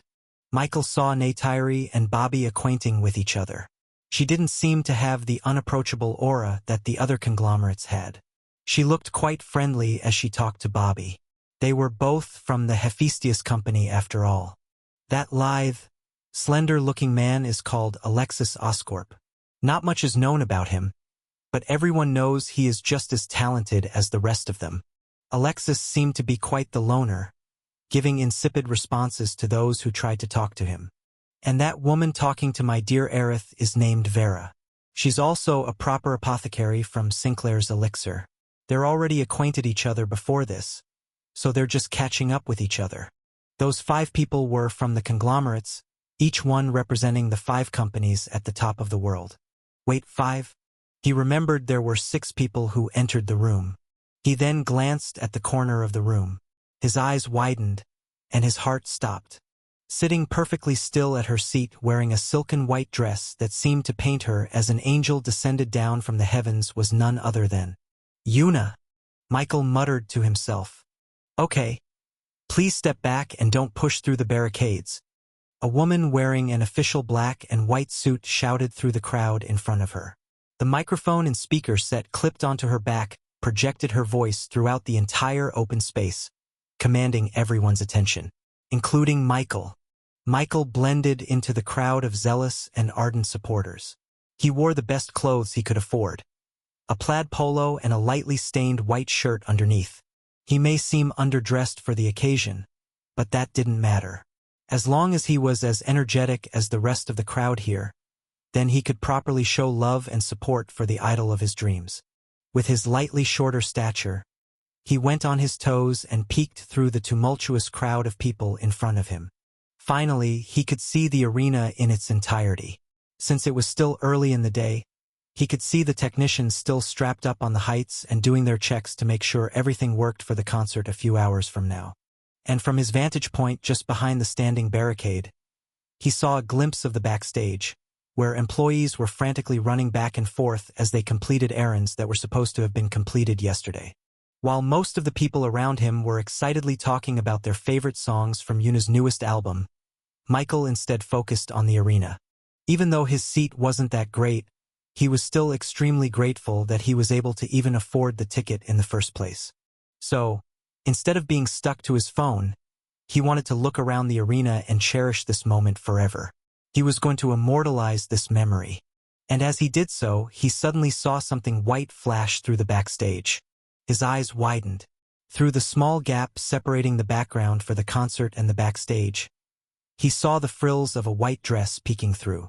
The only thing he could see was the left half of her body, with her skirt just peeking through the gap. He couldn't even see her face. But he was sure. That was Yuna. Hello! Michael saw a hand waving through his vision, snapping him out of his wistful reverie. He turned around, seeing the goofy face of a golden retriever mask staring at him. Kyo, are you good? Jadon asked with concern. Michael pushed Jadon's hand away from his face. Yeah, I'm fine. There was just something in my eye. Jadon kept silent for a second before shrugging. For a second there, I thought you passed out or something. Anyway, I didn't think you knew Yuna. I know her, he replied. Of course. Everyone knows about the exceptional Yuna of the Montgomery family. She's a literal star. Je t'impressed. Michael chuckled. If only he knew how right he was. I mean, look at her. Even with Gabriel and Cedric here in our presence. She is still completely outshining both of them. She's even brighter than the sun. Too blinding. While Gabriel, Cedric, and the rest of the conglomerate Nepo babies were being swarmed by their admirers, the only one who was sitting alone at her table was Yuna. If Gabriel's upbringing as a genius descended down from the Vanderbilt name made him feel like an alien from another planet, then Yuna's presence was completely comparable to something that was of a different reality or dimension entirely. There was just something about her that transcended the normal. The way she conducted herself was somehow even grander than nobles and queens. Yet, there was a sense of subtle elegance and ethereal grace that made her both human and divine at the same time. In short, the only reason why no one wanted to approach her was because no one felt worthy of doing so. She was on a completely different level from the rest of them, dwarfing even that of Gabriel or any other conglomerate's aura. But Yuna didn't seem to care about any of this. She sat on her own, sipping water from the glass and never minding all of the stares that she received from everyone. She was in her own little world, ruminating in her own thoughts. Ironically, this made her even more alluring, like an enigmatic and masterful painting that would stand against the test of time. She seems to be quite solemn today, Jatan said. I wonder what's up with her? Yuna wore a white fox mask, so the slight shade of a dark cloud rumbling over her head was very noticeable. She seemed to be thinking very deeply about something, and that something was disappointing her a little bit. Did something happen? Michael asked immediately. Oh, are you interested in her? Je t'inteased lightly.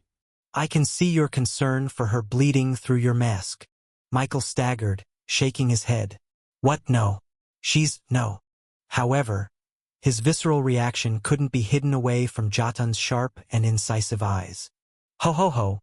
Don't worry about it, my friend. I shall teach you the ways on how to woo a lady. It is a guaranteed success, Jatan said, grabbing Michael's shoulder. Michael cleared his throat and untangled himself from Jatan's grasp. Ahem, no need. And besides, I don't think I should trust your words. Who would want advice from someone who had an unrequited love? And besides, I don't think she'll need my help solving her problems. Even if she doesn't need help, you should insist on doing so. That's your way to slip inside her life and become her special someone, Jatan advised. That's too much, Michael said. Fine, then her friend. You'll work your way up to become her lover.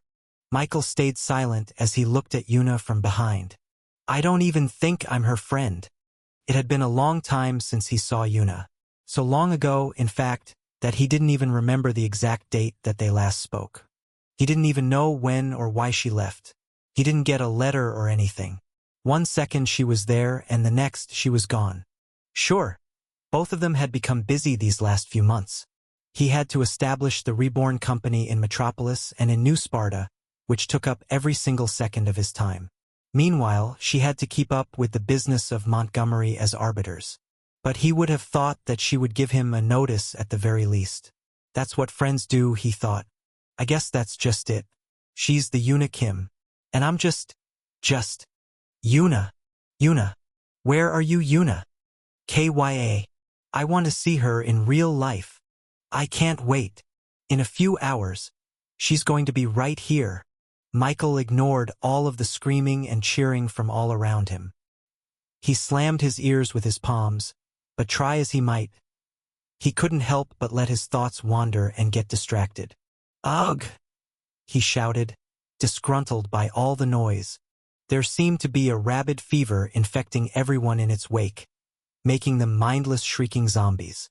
And the worst part was that they were doing this all voluntarily. He would never understand everyone's obsession with this new idol. He didn't know her, nor would he want to. All he wanted to do now was to focus on his studies and finally get to the university that he'd been dreaming about all of his life. After living in squalor, dressing in rags, and having nothing but a bleak and dreary future ahead of him, Michael was dead set on changing everything in his life. He didn't want to struggle for food every single day anymore.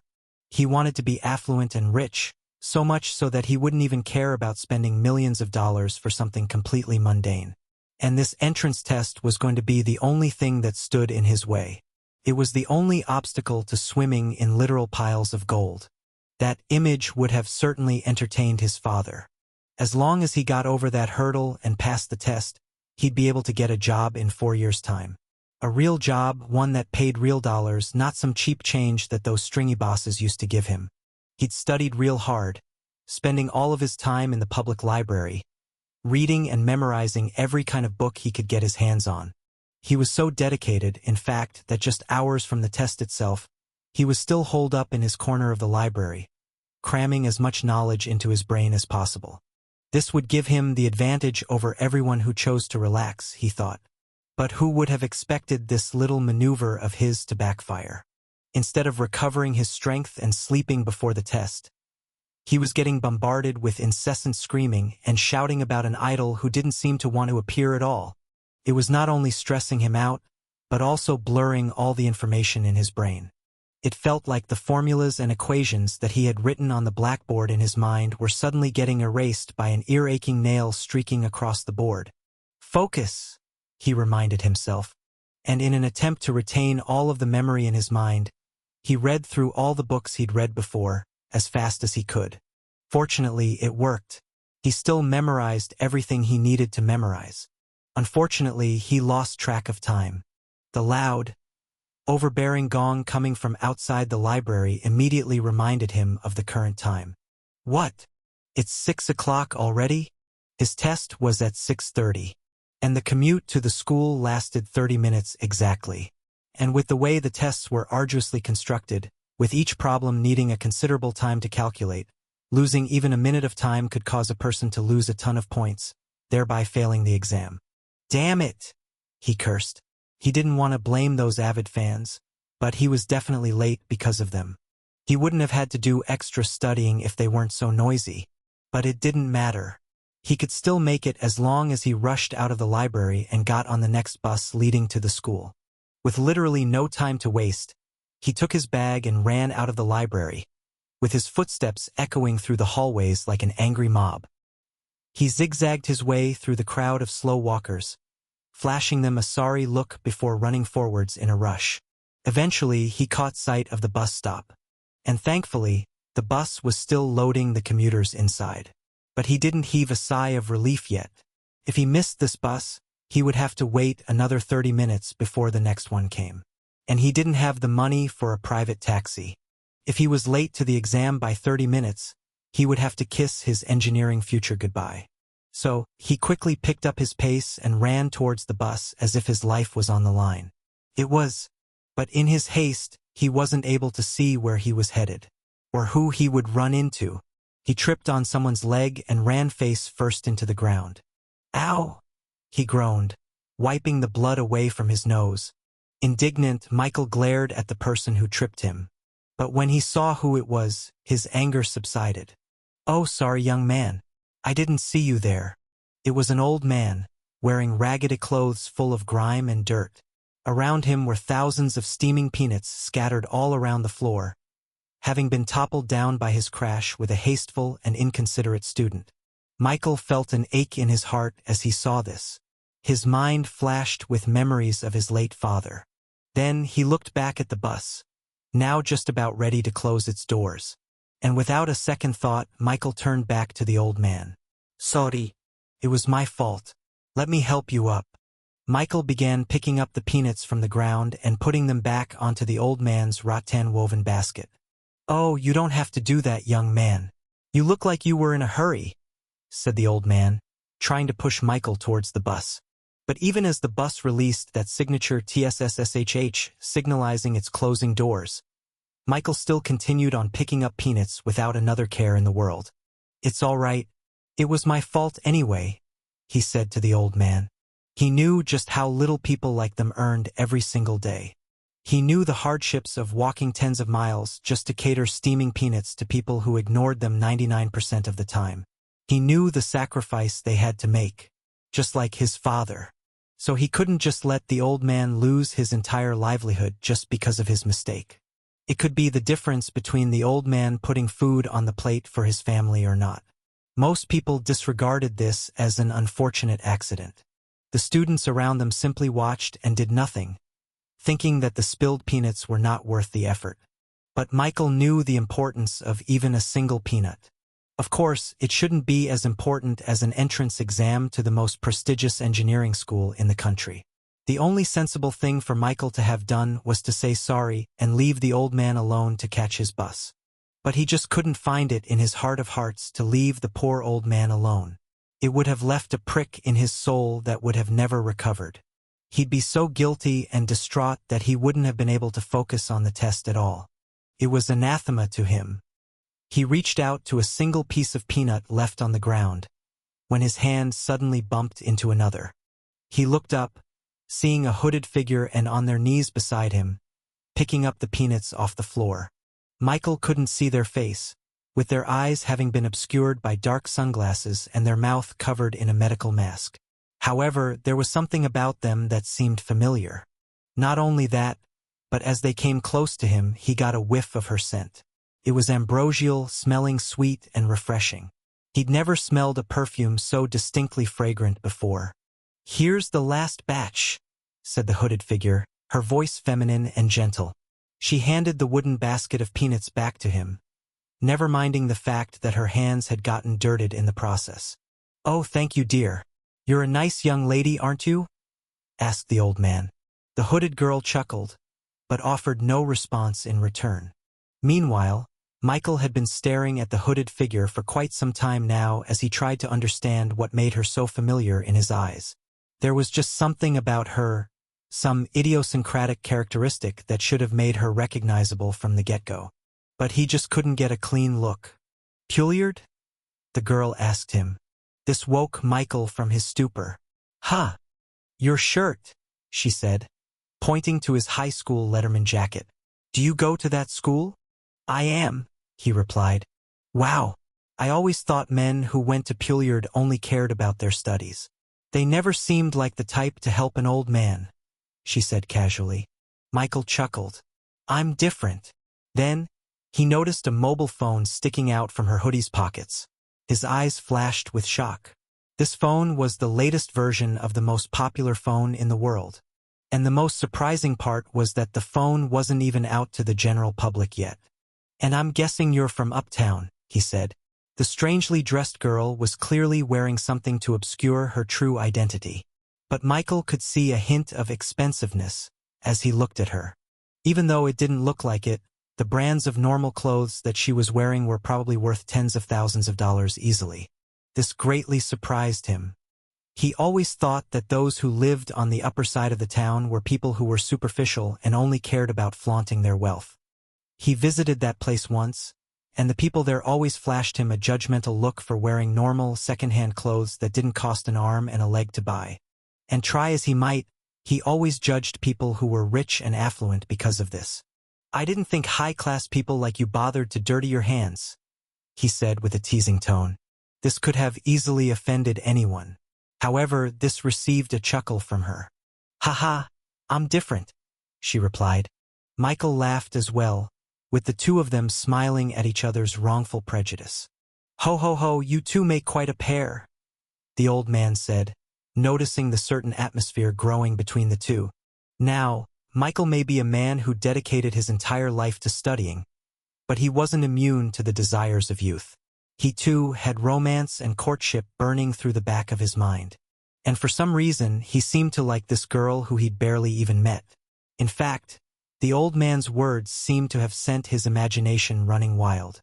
Surprisingly, it seemed that he wasn't the only one. "Hey, are you free tomorrow night?"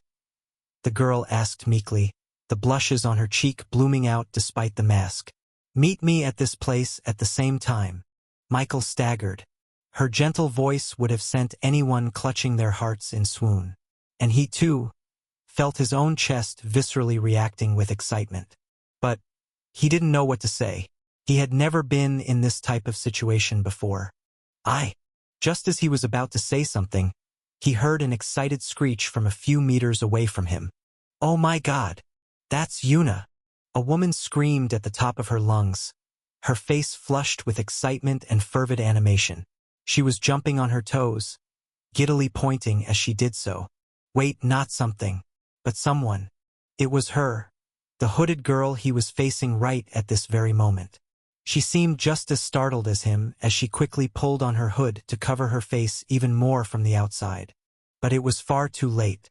The woman's ardent and incandescent scream seemed to have become a signal or a beacon that awakened a virus within everyone's bodies like a sleeping agent. The key words, Yuna and here, seemed to have created a veritable zombie apocalypse outside the library grounds. Even before Michael could fully grasp at what was happening, he suddenly felt the ground underneath his feet tremble profusely as hundreds of feet began stomping towards him. "Yuna, I'm your biggest fan. Please look at me. Yuna, sign my autograph and take a picture with me." In just a few seconds' time, he found himself getting swarmed by people of all ages and walks of life. They jostled, pushed, and rammed their way through as they tried to get as close to the hooded girl as fast as possible. Michael became the unfortunate victim of this stampede.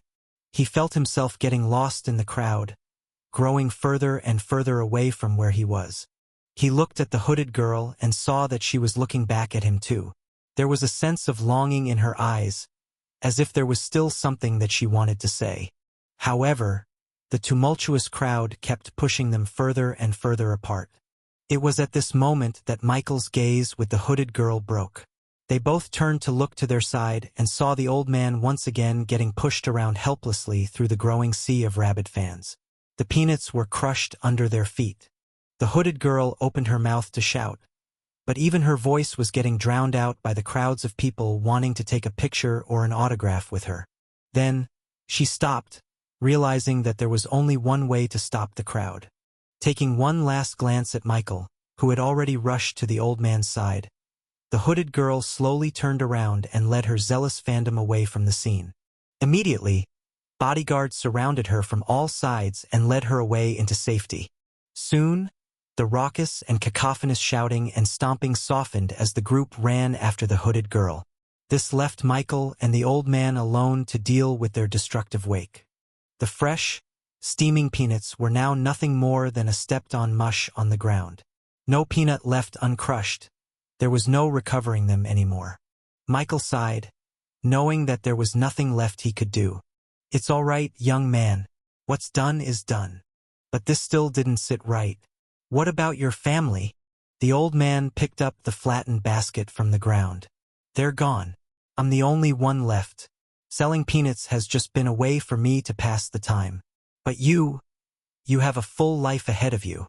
Then he approached Michael, giving him something in his palm. "Go. I know you were in a hurry for something." Michael looked at the pile of money and coins in his hand. Once again he felt a prick in his heart. Why was it always the people who didn't have much end up becoming the most generous of people? "Oh, and don't forget that," the old man said, pointing towards a certain keychain on the ground. This was a keychain from her phone. A white fox curled up in the snow. Michael picked it up from the ground, dusting it of dirty footprints. "Follow your heart," said the old man. "Don't make the same mistake that I did." Michael ruminated on the old man's words, and by the time he raised his head and got a hold of himself, the old man was gone. He was all alone. Then his gaze glanced at the crowd in the distance. Lingering, he could only mutter, "Yuna Kim." It was only now that the gravity of the situation truly dawned on him. He just met a global superstar. Michael never really did meet that old man again to thank him for the money.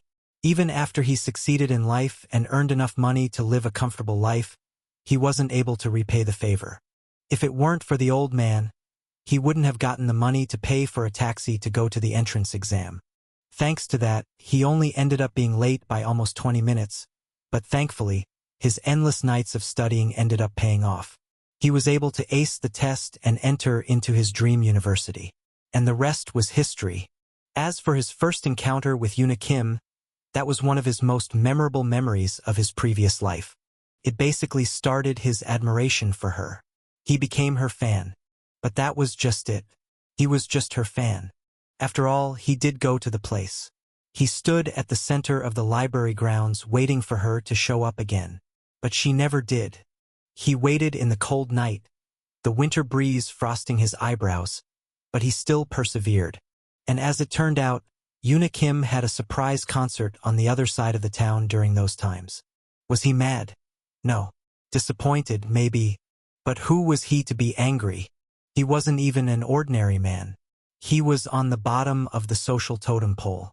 They lived a completely different life. Two extremes of the same scale. What was he supposed to do? Pursue her and demand an explanation as to why she didn't show herself. She didn't know him anything. They just had a small interaction that probably meant nothing to her. Something that she doesn't even remember. Meanwhile, on the opposite side of the ballroom at the conglomerate's table, a white fox mask turned to stare at the lonely lion-masked youth. Her gaze, lingering. Jadan looked at Michael right beside him, and quickly glanced at Yoona, immediately noticing her wistful gaze towards his enigmatic new friend. He looked back at Michael and saw that he was still in his reverie, seemingly not noticing the intentional stare that the infamous Ice Queen of the North was giving him. Then, Jadan looked back at Yoona just to see if he was seeing it right. And he was. Yoona Montgomery. The Yoona Montgomery was looking at this lion-masked youth with purpose, as if she was waiting for him to notice her and look at her. Wait. What is happening? Jadan said. Michael, finally out of his reminiscence, turned to look at him. What? Meanwhile, Neytiri, the dark-skinned girl from the main Hephaestus line, noticed Yoona's unusual actions. Hey, what's wrong with Yoona? She asked everyone. Gabriel and the others turned to Yoona, seeing that she was unusually animated this time of the night. She usually just kept to herself and read her books to pass the time, especially in gatherings like this. She always just did it out of obligation. But now her book was actually closed. Not only that, but she also had her head up, as if actively wanting to participate in the gathering. This was very weird to them. Then, something even weirder happened. Yoona got up from her seat and started walking towards something, or someone. Yoona's footsteps were silent, almost non-existent in the natural noise of conversation and talk. But somehow, her presence attracted everyone's attention and silence. Why would someone from the conglomerate side go to their side? They all stared as Yoona reached the other end of the room, towards the last table containing only two people. Jadan stared dumbfounded as he saw the Yoona Montgomery standing right in front of him. So he was right. He was looking at Kyo. May I? She asked him. At first, Jadan didn't even know he was being spoken to. But the silence immediately made him aware of his sin. Yes, of course. Please take my seat. It would be an honor, Jadan said as he exited and offered his seat. Yoona then gracefully turned the chair directly facing Kyo, then took her seat.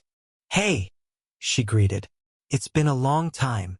Now staring at these two people, everyone couldn't help but hold their breaths in shock.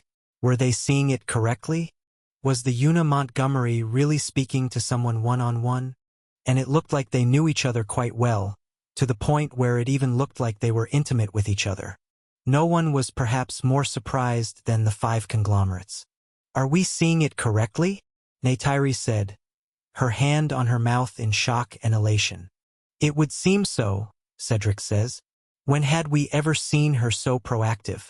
She actually walked to talk to someone. The conglomerate world was small, consisting of only people from the elites of the very elites. Everyone knows each other from the very start, having been sent to the same school together.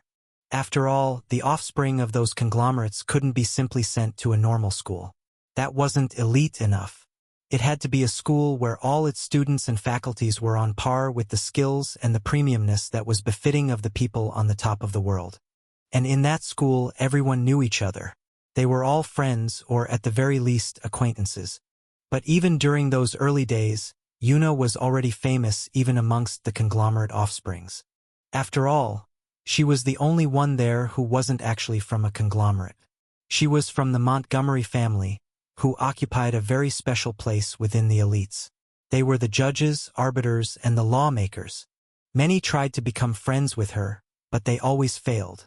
She always responded coldly, acting churlish towards anyone who tried to talk to her.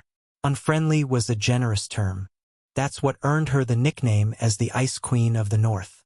Anyone who dared to come close to her was frozen. It wouldn't be a few years later would they finally know why. Is that her special someone? Neytiri asked, realizing something. Yuna did mention someone like that to her some time ago. Special someone? I feel sorry for him, Gabriel said nonchalantly. Neytiri immediately glared at him, with Cedric elbowing his ribs. You know that's not her fault, Neytiri hissed. Sorry, babe, but it's the truth, Gabriel shrugged. She's the treasured granddaughter of the Montgomerys after all. There's a reason why she's unapproachable. They all remembered the time when a prominent family tried to arrange a marriage with Yuna and their child. That day, all hell broke loose. That family was soon bullied out of their place in the conglomerate world, disbanded and dissolved into nothingness. In the span of a month, a powerful world-class entity was suddenly wiped off from the face of the earth. And the worst part was that they couldn't even rebuild their companies if they wanted to. Not only were they forbidden, but their main force was obliterated in an accident, leaving no heir nor successors behind. Of course, the official report said that this incident was caused by a natural disaster, but everyone knew that it was because of one single thing. They angered the Montgomerys. Or more specifically, they angered their matriarch.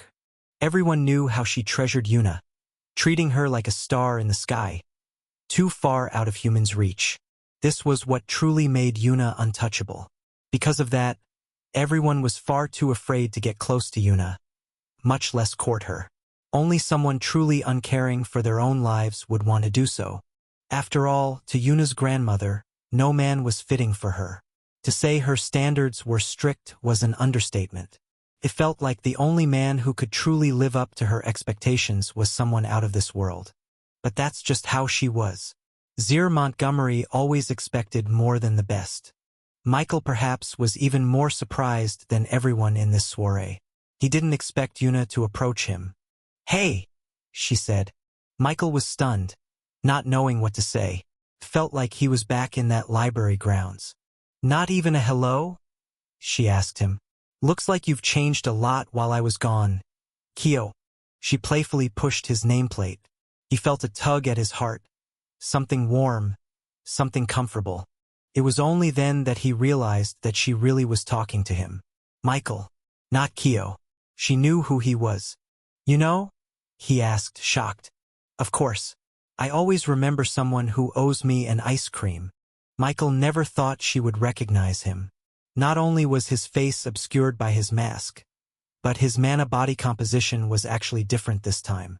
He made sure to make himself completely distinct and different from Michael to make sure that no one recognized him. And yet, she did. She shouldn't have recognized him. She wasn't meant to because she was Yuna and he was... How? Yuna stared at Michael and wondered how he even thought he could hide from her. She figured it out as soon as she arrived in the room. There was always an aura around him that was distinctly his. If she could describe it in one word, then it would be warmth. He was radiating a sense of comfort, as if he was the sun itself in a cold, dark winter's night. And no matter how he thought of himself, this aura radiated from him even if he tried to hide it. He would always be unique to her. Yuna then touched his hand on the table. Of course I'll recognize you. I'm different, she said with a smile. Michael couldn't help but chuckle after hearing that. And somehow, just like that, all of the calcified emotions he was feeling were suddenly released. The warm touch of her hand melted it. The awkwardness of their separation after all this time was suddenly gone, and he felt like he could finally reunite with a dear friend that he thought he'd lost. But I guess I'm not as different as you. You literally changed your name, she said. Michael looked at his nameplate. Oh, this is just something that happened. Long story. But just don't tell anybody else about my real identity. Yuna stayed silent. And even though Michael couldn't see her face behind that fox mask, he could see a teasing smile forming behind it. Oh, a secret, huh? Well, you better be nice to me if you want me to keep it, she said, her hands on her waist.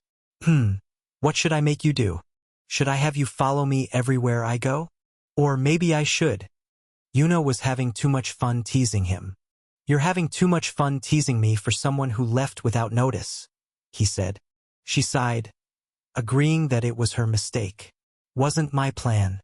I was just going to return to my ancestral home to visit my parents since it's been such a long time.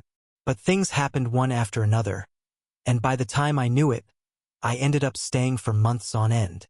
Michael nodded. He understood why she had to go, but not why she couldn't say goodbye. Why didn't you leave a letter? Yuna opened her mouth, about to say something. You see, I returned there for more than just a visit. I had to finish my studies. And the Montgomery family has a special training method wherein we are completely cut off from the world. So I wasn't able to send a letter, she said.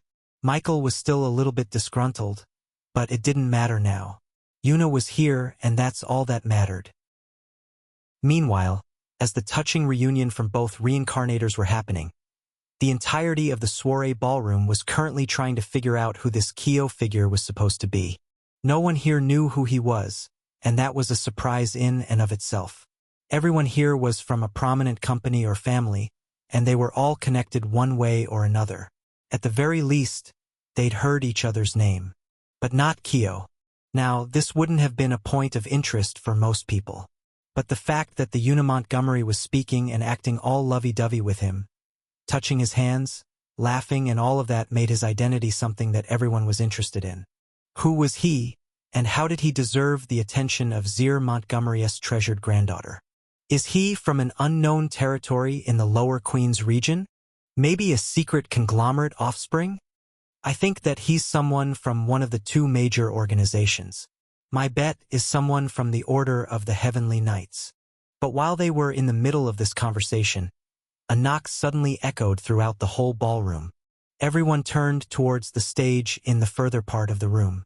It had been obscured by red curtains all this time, with most people thinking that it was just part of the decorations. But in the next second, the curtains suddenly rose up, revealing a single man on the stage. Excuse me, youngins. The man was wearing primitive attire akin to hunters, and had the pelt of a wolf, complete with its head, wrapped around his shoulder. Judging from the Tao heart in his chest, Michael guessed that he was a werewolf. I'm sorry for interrupting your lovely evening, ladies and gentlemen, but I have just come from the other side of the party with some great news. The other side of the party was where the adults were located. They had their own ballroom there, and consisted of leaders and owners of companies, werewolf tribe chiefs, royal blood vampires, merman leaders, and other such people. As you may all know, this soiree is intended for all of us to know each other for the lunar celebrations. And as the archery competition is about to commence, we are proud to announce that the leaders have all decided to add an incentive to the winner.